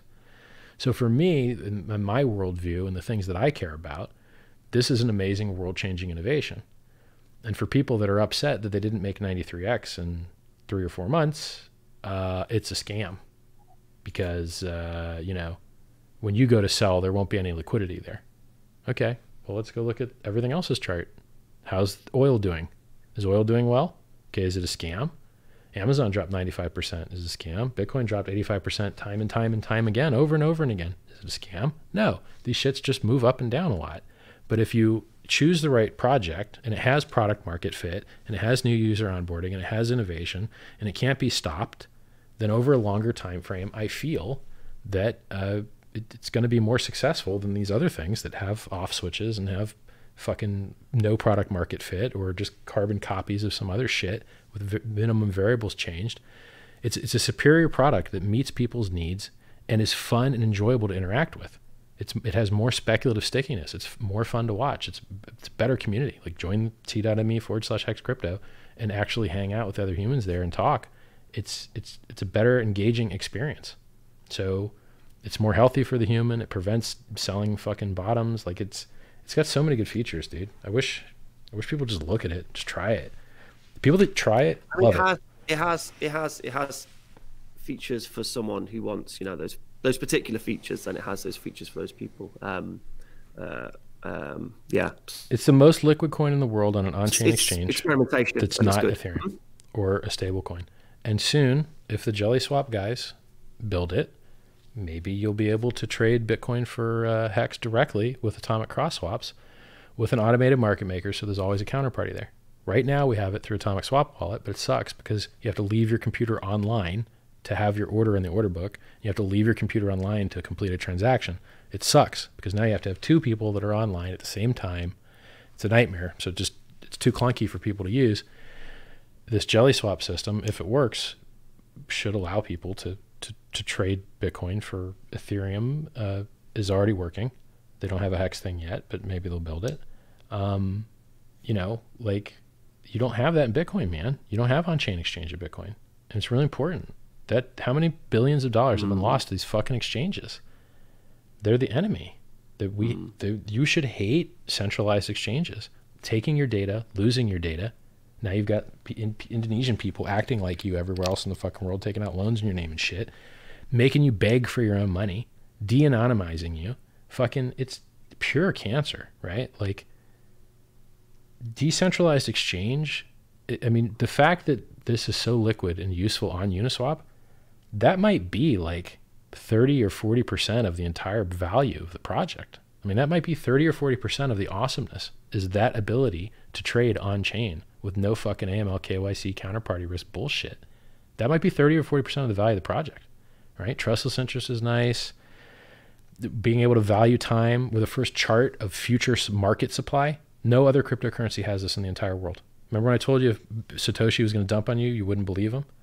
In this system, you can tell when people's stakes are ending in the future. So you know the future market supply, not the total supply. Bitcoin total supply is meaningless.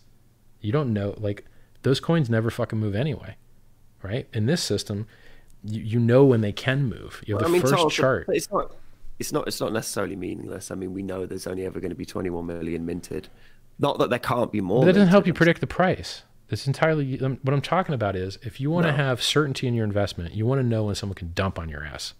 Satoshi, the fucking Mt. Gox has still got 160,000 Bitcoin that they will and can fucking dump whenever they want, and you don't know when it is because they don't have a mechanism to lock those coins and earn interest on them to give you a certainty that they're not going to dump on you. But in Hex, you have that. Were. I mean, they were dumping, weren't they, for a while? When was that, in 2018 or something? Yeah, they murdered the price. They sold 40,000 Bitcoin. 60,000, I thought it was. Might have been 40 to 60, something like that. So these are world-changing innovations. We're the first cryptocurrency in the world to chart a future market supply, how much actual supply can hit the market. No other coin has that. Doesn't exist. So it'd be a lot more fun to trade that market.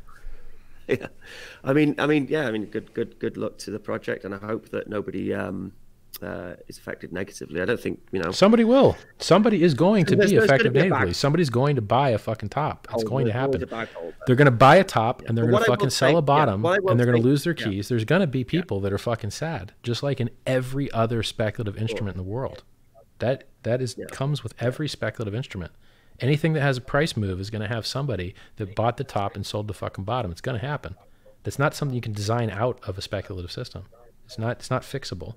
I almost feel like by you trying to replicate the behavior of something like a CD, or that you're almost breaking that financial tool, because you're developing something which can ensure it's totally for a different. period of time. It's totally different. I mean, look at this. Who's really in the market for CDs? People that are risk averse. Okay, and who's in the market for crypto? People that love risk. Okay, well looks like we have a disagreement here, right? So it's a new thing that's never existed before. It's really nothing like this has ever existed before. So another piece of game theory. Remember how you said you had claimed your coins and you'd locked them up for a little bit, longer than the minimum? Your coins are going to burn. All of your coins are going to burn. If you don't end your stake when you said you would, you have 2 weeks to do it. If you don't do it, you lose all your money, 1% per week. And over 100 weeks, there's nothing left. However, anyone in the world can save you. Anyone in the world can run the good accounting function. You can go to another.hex.win, click the expired stakes tab, see everybody whose stakes are currently burning, and you, out of the kindness of your heart, can pay the few pennies to stop all those people from losing all their money to the other stakers. And the origin address gets half of that, by the way. So the penalty gets split between the stakers and the origin address. So how does that game theory work? Do people let everyone else burn through all their money? Or do they save them and run the good accounting function for them? I don't fucking know. I don't know. But I know there's no automatic in Ethereum. So someone has to pay your end your fucking stake. So why not you? You started it, right? So why should someone else pay for you to end your stake? Why don't you pay for you to do it? And we give you an incentive to do it. If you don't do it, you get penalized. This is interesting fucking game theory. Interesting. So now you've got this thing you've made, which you've pushed, well, not pushed, but you've kind of got into gear and it's rolling and it's working, and now you can sit back and just observe behavior and it's fun, so much nicer. What are people going to do? How are people going to react? How are people going to engage with it? That surely gives you time to think about other things and working on other things. And like you say, you're going to work on the Sen's Sci-Vive is my book. Medical research is the only thing that actually matters. My quality of life after launching Hex has actually gotten a lot worse. My quality of life has not improved. Is that working too much? Is that? Well, yeah, I'm probably working too much, and the constant defamation. I can take it for like 10 hours, but like an hour, like 12 and 13, I'm just like fucking like snippy. So I start being mean to people in chat and shit. After I've eaten 10 or 12 hours of shit, I'm just like, all right, time to give it back, boys. I'm angry now. So do you think psychologically it's taken its toll? The amount of the barrage you've got from people. Yeah, because I'm a social person. I want people to like me. I want to be friendly. I want friendship and camaraderie. And being constantly attacked with arguments that are the opposite of what you support, right? Like I support censorship resistance and no fucking giving other people your keys. And people are like, why do you control the admin keys? I'm just like, there's no admin keys, man. And like, no, all smart contracts have admin keys. You're like, no, they fucking don't, man. Fucking stop doing this to me. You know how the shit people said? You're going to lose your anonymity, bro. If you claim you're free Bitcoin, you're going to lose your anonymity. Well, I ain't heard about nobody losing their anonymity. You're going to lose your keys, man. You steal your keys. I ain't heard about no one fucking getting their keys stolen. Fucking it's going to go to 0. Nah, it did 93x. Oh, fucking, exit scam. How? There's no expectation of work. How can someone exit from something when they've already pre-exited? There's no expectation of work. It's a complete project. There's nobody that can exit. It's already exited. Oh, the ETH moved. What the fuck did you think it was going to do? What not move? Like what? It's not yours. So so with all that in mind, so having bootstrapped the community, having got because there are people developing things. I've seen people developing things on Hex, and there's lots of people interested in it. and particularly the statistics side of seeing what people react to it. But now all that's happened, like it is something you can let go off. It's true. And just I could just be like, yo, fuck it, I'm out. But like I'm already kind of that. Like, or maybe not even that. I've already kind of done that. Like how many videos do I do? I don't do that many videos. Yeah, no, there's other people that do video every night for Hex. There's 2 other people that do a Hex video every day. Hexologist does one every day, and I think Hodldog, HODLDOG, I think he does one every night too. You know, there's way more people doing YouTube videos than me. There's way more people making websites than me. There's like, what do I really do? I sit around mostly. I just literally just sit around and shit post on Twitter and, you know, shit post in the chat room. So like, yeah, I could actually step away, but I think. Why not? Do it. Well, man, to tell you the truth, bro, I want this thing to get the fucking respect that it deserves. And I'm not okay. I'm really not okay. I don't feel good until it is where it should be. I don't like the CoinMarketCap's got us at number 3. That pisses me off on the 3rd page where we don't belong. I don't like that. I don't like that everybody's censoring us. I put a lot of work and a lot of effort into this project, and I want people to give it the respect that it deserves, and not just the project, but the community. The community works really, really, really hard to make really cool stuff around this, and for those guys to get fucking called scammers and be demonized and shit is just absurd to me. These volunteers. I mean, I don't think they really care. That's why if they're working on it, then I'm sure they don't care about what other people are calling them, if they're calling them scammers or whatever. So I don't think you need to worry about that. I don't think you need to worry about. I think trying to defend a whole project yourself isn't going to do you any good. I think it's time for you to move on to do something else.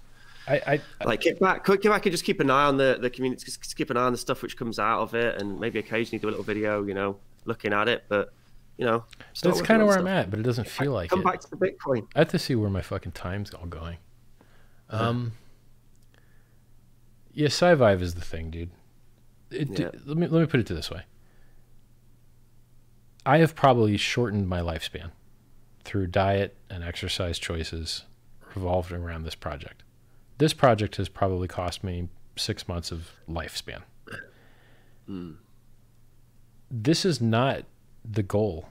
The goal is not to die earlier with more money you will not use. That is not effective. So I'm probably making an error by doing this project in the first place. Well, stress is the big ager, man. And if you're stressing out, then like I'm really tired right now. Like I should have been sleeping instead of doing this, but here I am. So like I take your advice. I appreciate my question to you would be, I appreciate the advice.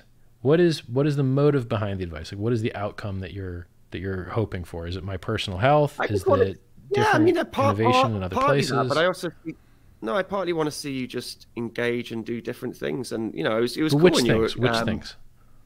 Well, I liked it when you used to do some Bitcoin content. I thought that was good content. It's good to watch. And you've got a well-rounded and a good experienced opinion, which is always very valid, I thought, in Bitcoin. I gotta go to medicine. I can't go back to Bitcoin. I gotta go to medicine. Medicine has to be the next thing for me. But is it going to happen though? Because with this Sci-Fi, you were doing that sort of pre-Bitcoin. I've already got an editor finishing the book now. He's already doing it. Okay. So every like I have a new chapter that I have to review tonight. I don't have to, but so he's already done the rough draft over the mind section. So it's like mind, body, spirit, money, power, respect, time, environment. So he's already done mind. He just did time, which is like a really short one. We're giving him the short ones first because we don't want to overload them because people like disengage if we overload them. So we're giving him the short ones first. He's going through, just cleaning them up, and then he'll be able to start doing cutting and reintegrating once he's looped through all of them. And I mean, I could have the Sci-Fi book published maybe in 6 months, and that's a big deal. That's a big fucking deal.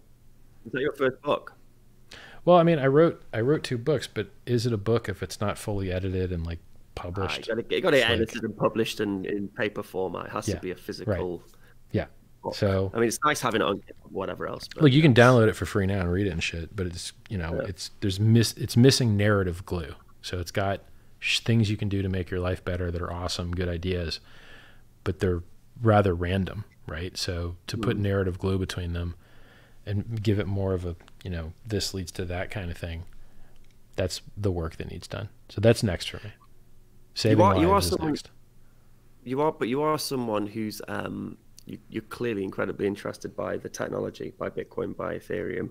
But it's so boring. I mean, I know it all, right? Like, you get bored of it. Yeah, I know that. But I mean, you're talking about the contracts, and you can do this, you can do that, and that's new. Yeah, and it's and you're excited by it. Yeah, I am excited about that. I want anonymity. I want the throughput, and I want the atomic cross swaps. If we get anonymity, throughput, atomic cross swaps, decentralized exchange, we're fucking golden, dude. We're golden. We can replace so many of those banksters. We don't need anything other than that. I mean, we could do it without the anonymity. We could kind of do it without the throughput, right? We do need the atomic cross swaps. So like we're fucking close. The blockchain world has massively changed in the last 5 months, 6 months. You didn't have ZK rollups. You didn't have throughput. You didn't have so much of this shit 6 months ago. It just didn't. No, exist. I see. I mean, this is so. If we do have, I think with the halvening stuff, if there is something of a pump in Bitcoin, I mean, and then inevitably some of the, you know, something like Ethereum, the technology. I mean, I know you haven't really explored Lightning Network, but the well, I just learned about this stuff you told me with crumpets. What was that term you used for the? What's that for? Well, for these subscriptions. Yeah. Addon URL. I mean, that's a good. So that's like a protocol which came up from the users as well. They because Lightning Network works in a certain way. So say if I want to send you funds, you have to give me an invoice, and then I pay that invoice. Okay. And then some of that functionality, like it's kind of annoying. Like if I just want to send funds at you, and I don't want you to have to generate an invoice. You know, if I just want to throw coins at you, then, you know, Lightning Network doesn't really support that. So LNURL kind of came from that, so it can let you push it to people that didn't send you an invoice, kind of thing. You ask them to send you an invoice. Like auto. I mean, it actually does all those functions. So it does actually get you to generate an invoice, but it does it in such a way that it's all kind of just taken care of by software. But physically, you don't. We have the same kind of problem in Ethereum where you have to, before you can ask a contract to do something for you, you have to send an unlock transaction. It's kind of irritating that you can't just do it in one transaction. Like you just unlock and then do shit. So there's... Yeah, please automate this annoying jarred way of working this workflow. And that was cool because it didn't come from protocol developers. And in fact, now protocol developers are trying to emulate what people are doing with LNURL, which is pretty cool. Right. So it kind of came from the users and came from the so, bottom up. So let's summarize the upsides for Lightning. Lightning, you get anonymity because it uses onion routing, right? Yeah, it's super fast. Yeah, onion routing, and then it's peer-to-peer. Okay. And then because it's speed. Not, you know, it's a unicast. I'm doing a unicast transaction. I'm not broadcasting that data out onto a whole blockchain. So that's just crazy. You know, I'm just sending it to you. Yeah. So it's faster, and it's more anonymous. Cheaper. Yeah. Cheaper. It's pretty cool. Sounds good. And, sounds good. Yeah. But it requires. I mean, still the protocol's not. I mean, it's still minimal viable product. Well, not minimal viable product, but it's a viable product now. It can be better. You know, well, think of Ethereum a few years in. You know, see, the thing that like gets me is if you wanted high throughput, you kind of have it over multiple chains or over security reduced chains that are just less censorship resistant and just use federation like EOS, right? So EOS is less censorship resistant because there's like 21 mining nodes or whatever, or block producers. And then, so you've got these like throughput censorship resistance trade-offs that are already out there. And then you run into this question of like, what percentage of the adoption that's missing is missing because of throughput not being where it needs to be. So for instance, take games, right? So I liked your idea about a game where if you kill some people, you get paid like now, like real money. I like that. That's pretty fucking cool. But if someone really wanted to do that, they could do that right now with PayPal and it would work really well. Oh yeah, sure. Yeah. So like, so a lot of the times what I see Could you do it in a way though, so like a kid, for example, can just get a phone, you know, go on, play a game on their computer, and then they can kill a bunch of people, and then they can just get the sats or get the money like on there without having to like sign up to some third-party service. Could you do it through PayPal? I know that you just but in this example, you turned the kid into a gambling murderer, virtual murderer. Yeah, well, that's not exactly the murderers. They're murderers, so they might as well make money at it. They murder me whenever I play those bloody games. So I'm just saying you got to be careful because like loot boxes are a cancer upon the world, and they addict kids to gambling. And it's disgusting, and it's horrible. Oh no, they're awful. Yeah, I mean, I had kids because I was a teacher for years, and I would have kids spend fortunes on was it CS:GO? Yeah, with those little box things. Horrible. And I was, why are you doing this thing? But it was quite fascinating because I think it was on the CS:GO live website. streaming you could look has stopped. at charts. Your live stream stopped, by the way. It just read live streaming stopped. Are they all complaining? Wait there. It has actually. I think it's still going. Did it just suddenly stop then? It just said live streaming has stopped. Oh wait, I think that's a Jitsi thing. We must have been. Jesus, we've gone for 3 hours. We must have gone for the timer. We must. All I need to do is paste the key back in, and then it'll suddenly all work again magically. All right. Now the sort of free.org version of Jitsi. Yeah, there we are. It's time limit. They're going to stop complaining. So I better be quick. So they're not happy about the price they're paying for their free content. Did it say live stream starting by any chance? Live streaming is on. Did it say live stream starting? Yep, said it's on. It says we're live streaming. There we are. Cool. We should probably call it quits anyway at some point. I don't. Whatever. What were we saying? I'll talk till death do I part. I'll talk till my brain falls out of my head. Yeah, I quite like the extreme streaming which you do. No, yeah, those games, those CS:GO type games, they're gambling. What was fascinating actually was you could go on the website and you could look at the value of some of the guns and knives or whatever, and you could see these charts of the value just dropping. And I used to show it to my kids and I say, look, you're buying this thing and you're holding this thing, but look, the value's going down over time, so you need to not play this crazy. The digital goods thing is so. I hate the non-fungible token idea. It's like, oh, you want a weird looking cat? Okay, well, take a picture of one. You don't have to buy it. You can just hit like print screen or alt print screen. It'll just take that window.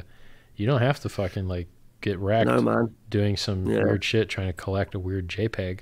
Just copy paste the fucking JPEG. There you go. Pretend it's yours. People are weird, man. It's like. But do you remember I guess the stream dropped and then now Jitsi just doesn't want to play at all. Where'd you go, man?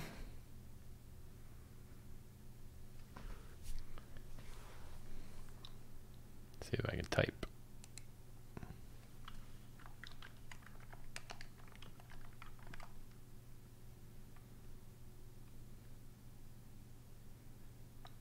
Interesting. Well, everybody, I guess that's as good a place to end as any. This was an enjoyable conversation. He seems like a great guy. Yeah, I hope Lightning Network works out. I hope Bitcoin price goes up. I hope everything goes fantastic. I hope people just get more honest, speak truth to power, speak truth to stupid. I do it. It's doable. And for a lot of, hey, you're back. Magic.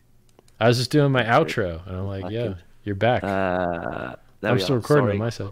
It's okay. Yeah, no, it's still recording, man. It's all very clever. It just carries on going. No, it's not only is Jitsi against us, but my Linux laptop also wants to crash every now and then as well to destroy us. No, I remember playing. Do you remember Ultima Online, the game? Yeah, I didn't play it, but I'm aware of it. Yeah. There was like a horse you could get in that called a Nightmare, and it was like the badass horse. And I got this Nightmare horse, and I was strolling around on my horse, and I felt like a badass. And there was only like 1,000 in the game or something, a super rare item, and you could just kill bad guys with it, and it was brilliant. And then all of a sudden, they just decided to just mint loads of new Nightmares, and then everyone had a Nightmare, and everyone was strolling around on these horses. And I remember at that time feeling really ripped off, like I'd worked so hard to get this horse, like months and months of my life, and then they could just inflate the horses. Yeah. So since that experience, I mean, I then obviously turned my back on gaming, whatever. I haven't done that in years. But I can appreciate why people want a non-fungible digital asset which isn't going to be replicated and not going to be made more of in some cryptographically secure way. I understand why people would want that, particularly people in computer games who feel like they've earned something, you know, earned an artifact or an asset. I mean, I hear you, but people do get bored of their games usually. So like most games have an S-curve, and then you just don't care about, like StarCraft 2 killed StarCraft 1, and then, you know, CSGO killed, I think there was a CS before Go, right? There was a CS Go, and then there's just normal CS that no one plays anymore, I guess. So there's like, I don't like human beings have if you have bad behaviors. If you have a digitally scarce, fungible asset which is pegged to something of value, which you could then convert out to, then if you have that horse and then no one plays that computer game anymore, you can still cash out into the. I don't like people. I feel so. We talked about manipulation earlier. I don't like games that addict you to grinding instead of making new content and new narratives that have beginnings and ends, that turns human beings into clicking machines without consciousnesses of their own. Huh? Isn't that just sort of trading in general? Trading does that. Grinding games does that. Gambling. Poker does that. Yeah. Gambling in general does that. I think that destroys people and ruins their lives. And in the case of multiplayer games, when you're trading, you're trying to take someone else's money that doesn't want you to have it.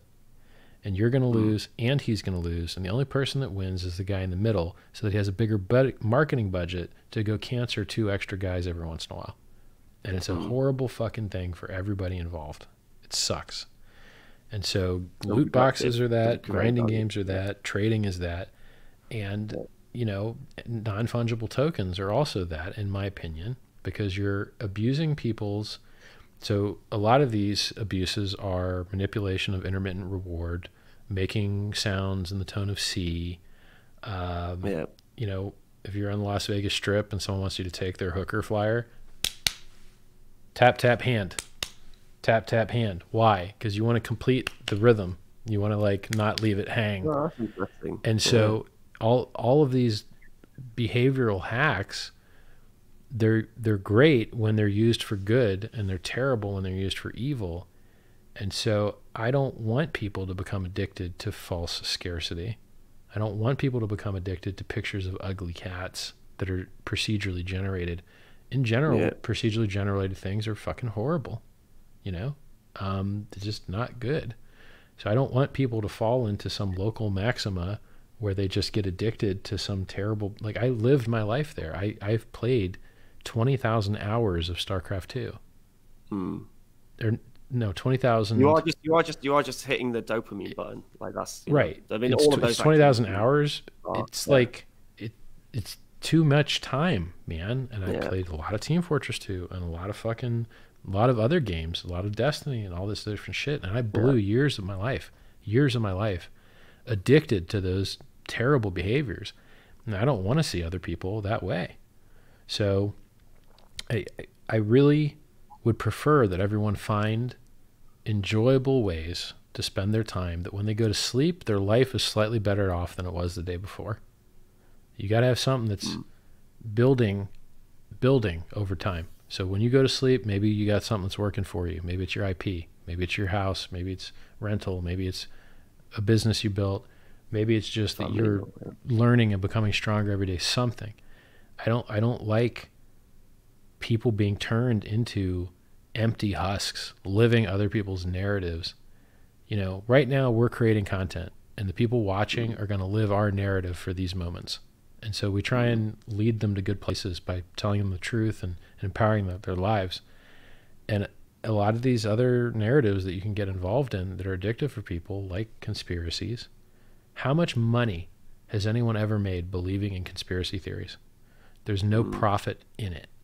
I know all about all of them. They're fun to read about. They're fun to be expert on, and there ain't no money in them. And how much hours of people's lives are consumed by things that never actually give them concrete benefit, like reading the news. When has reading the news ever changed your behavior in a way that you found profitable? And I don't just mean cash money profit. I'm talking about I dig what you're saying, but I think some news events there's a responsibility. Like current news But events. you'll hear about coronavirus, those. like, Your friends will tell you about those. Yeah. You're gonna find out about I mean, them. there could be something catastrophic, which is probably You're worse really, than a really later. gonna find out about that, right? Like, so how If many you're people? quarantined and you hold any contact with people, then you probably won't unless you're actually reading some news.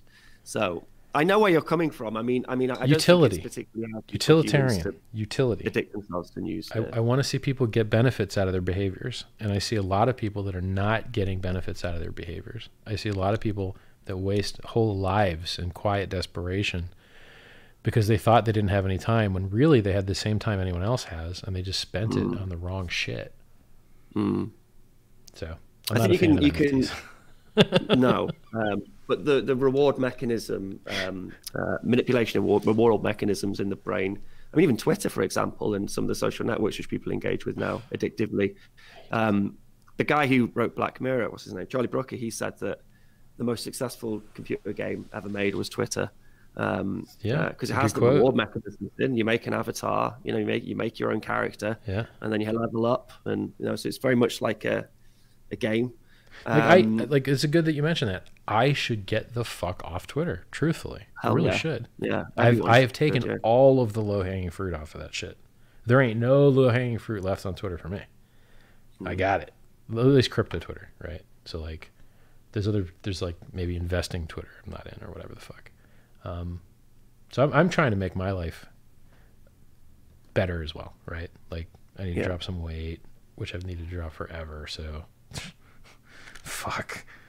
If you can't drop weight in a quarantine, like what hope have you?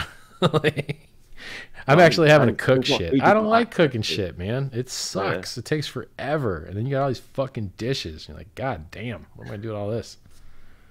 So I got a lot of dishes. When I'm on YouTube and then like I snare at there's some like young mom and she's, I've cooked a McDonald's for my child and I'm like, oh, you bastard. And then actually I think about it and I think, well, wait there, she's cooking. She's using her hands to make food. Okay, she's trying to simulate, but McDonald's is actually quite a hard thing to make. You've got to kind of cut the chips and nice and small, and you're making me hungry. You're killing me. I'm gonna have to eat another can of food. So much canned food, dude. I don't ever want to see another can of beans in my life. Yeah, so I'm not going out, man. I stocked up when the virus was fucking kicking in. I stocked up early, and I'm eating that food. And there's a lot of canned fucking food there, dude. The problem is, like, I got a lot of meat, a lot of cheese. I got nothing to put it on. Fucking bread, I'm getting innovative, man. Get your new start going. I mean, ham and cheese sandwiches on a rice cake sucks, by the way. It's just no good.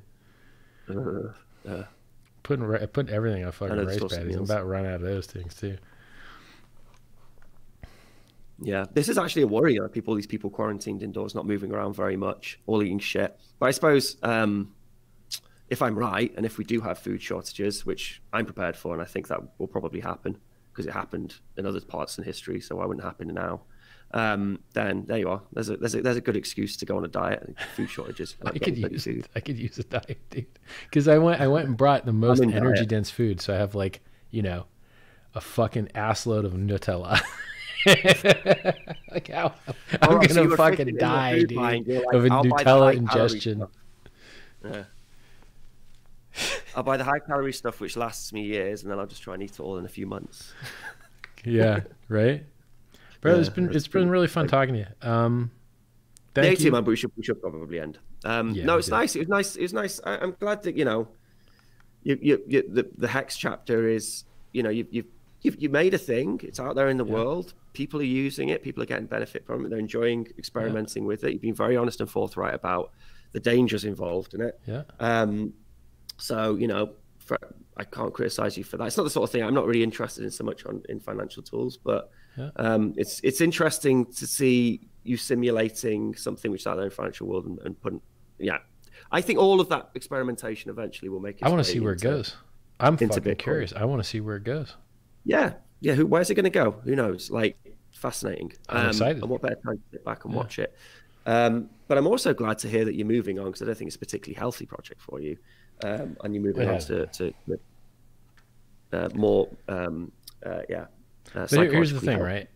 I will probably fuck myself up the same way with the next thing anyway. So this isn't actually a thing problem. It's a me management problem. So I like when I start doing sci-vive, I'm going to be complaining about what isn't perfect there. And then like, I should be very happy, but it won't be. And it's, you know, this is.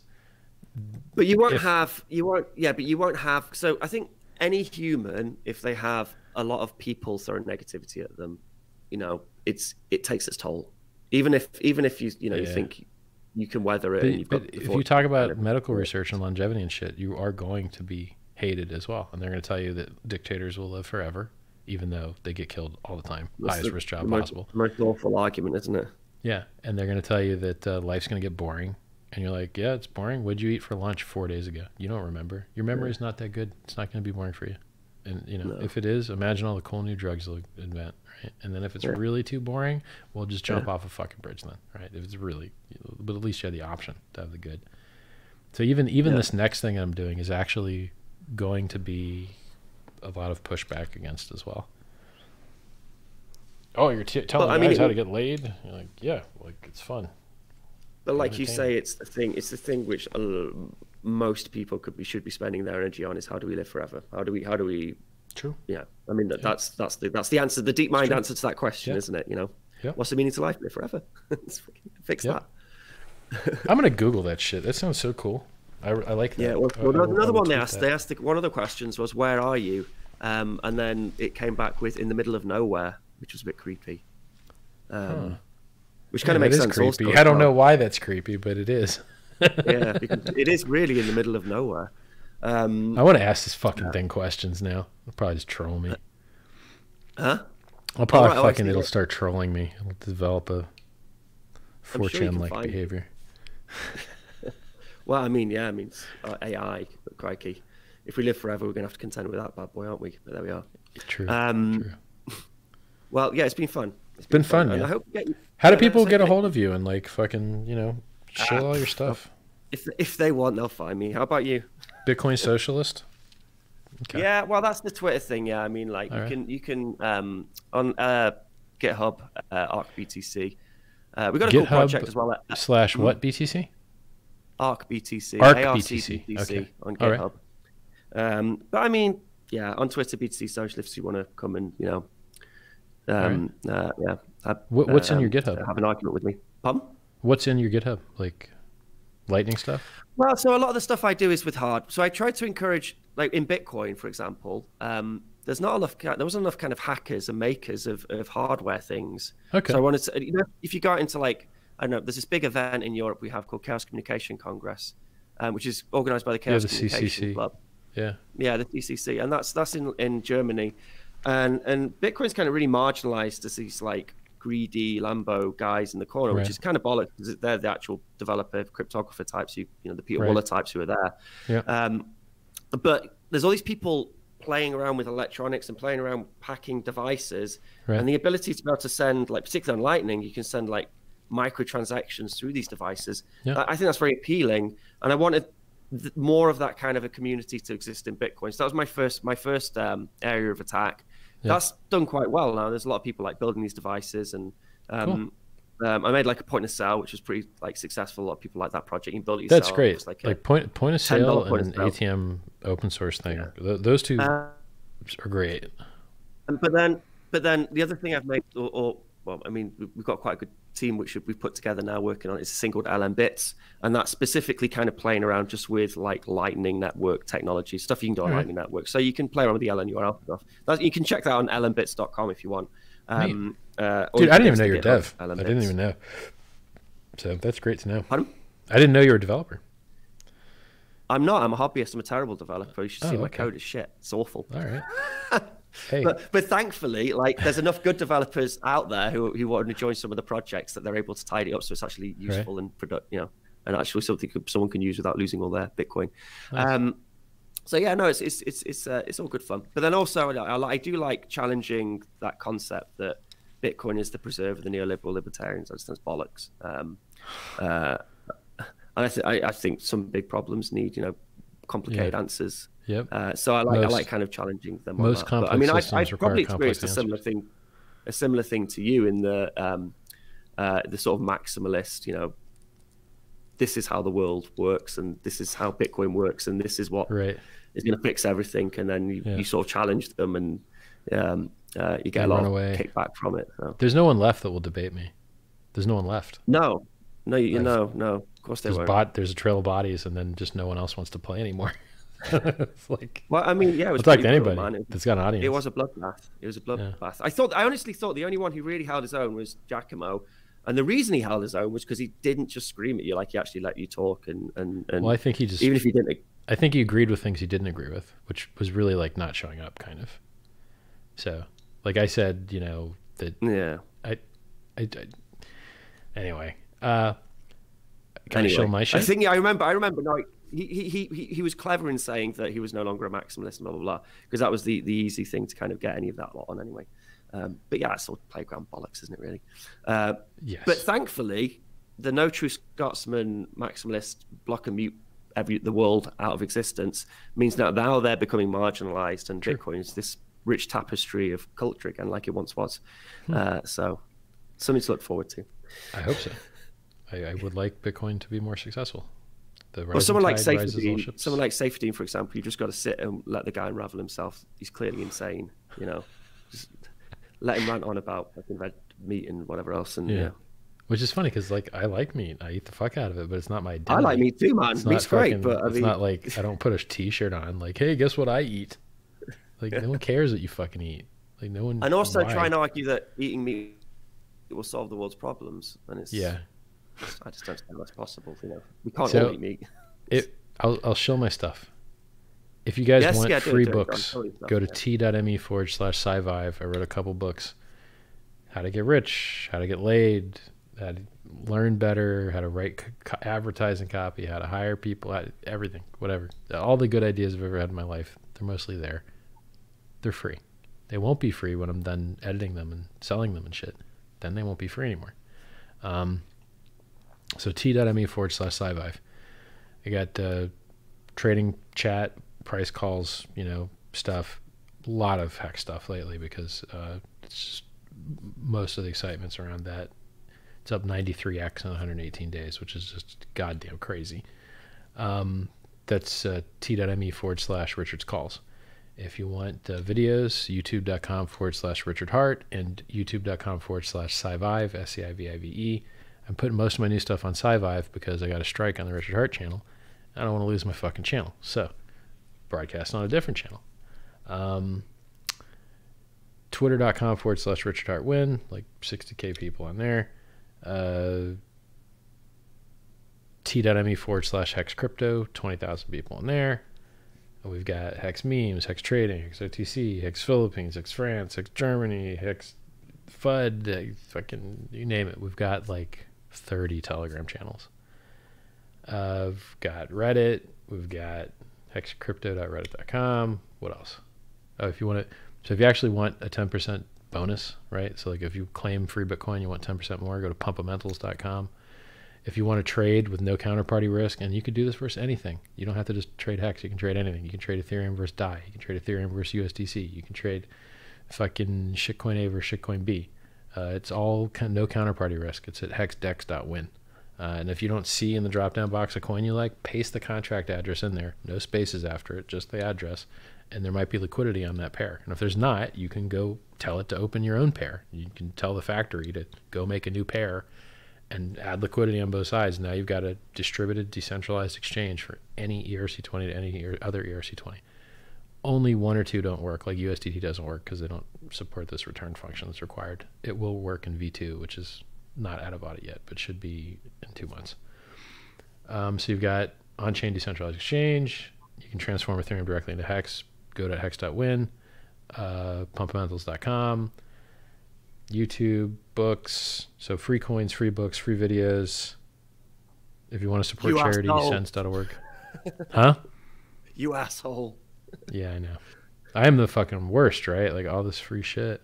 A lot of people would charge, right? Like I have a price calls channel. I give price calls away for free. I could fucking charge for that, right? Like, but I don't. And I will say as well, because your price calls have always been pretty on point. I remember, and a lot of people try and blur over history, but I remember when we hit that top, and you were on the money like the day before. You were like we've hit the top, it's going down, and you were out there telling people not, that it was going down, Bitcoin was going down, while a lot of other so-called, you know, financial advisor types in Bitcoin were saying the opposite for quite a while.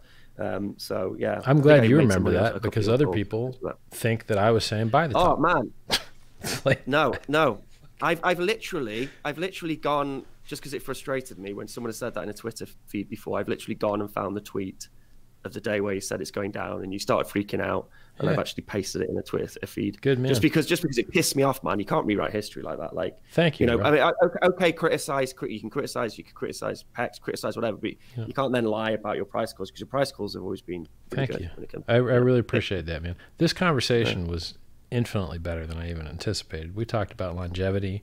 You remember fucking history properly. We talked about this has been actually very, very enjoyable conversation. It's been nice, man. appreciate I hope that, you know, I just hope that all those maximalist assholes didn't put you off Bitcoin. Like, I'm a Bitcoin's utilitarian. cool. As soon as People Bitcoin gets anonymity, I'm going to be selling how fucking great it is. As soon as Bitcoin gets throughput, I'm going to be telling you how great it is. Like, I'm not, I want to be able to say nice fucking things about Bitcoin. It's just, I need something to fucking talk about. Because right now, like, what am I going to talk about? Okay, we got the halvening, and that's all we got, like, right now, you know? I want, like, when some more shit, like, I'm in a halvening video. Like, there's a video going to come out with a bunch of celebrities doing halvening shit for the halvening. I'm in there, you know, singing a fucking tune. And, you know, I'm still playing along, but I just need something to fucking hook onto, you know? I want to say nice things about Bitcoin. I'm used to saying nice things about Bitcoin. Pardon?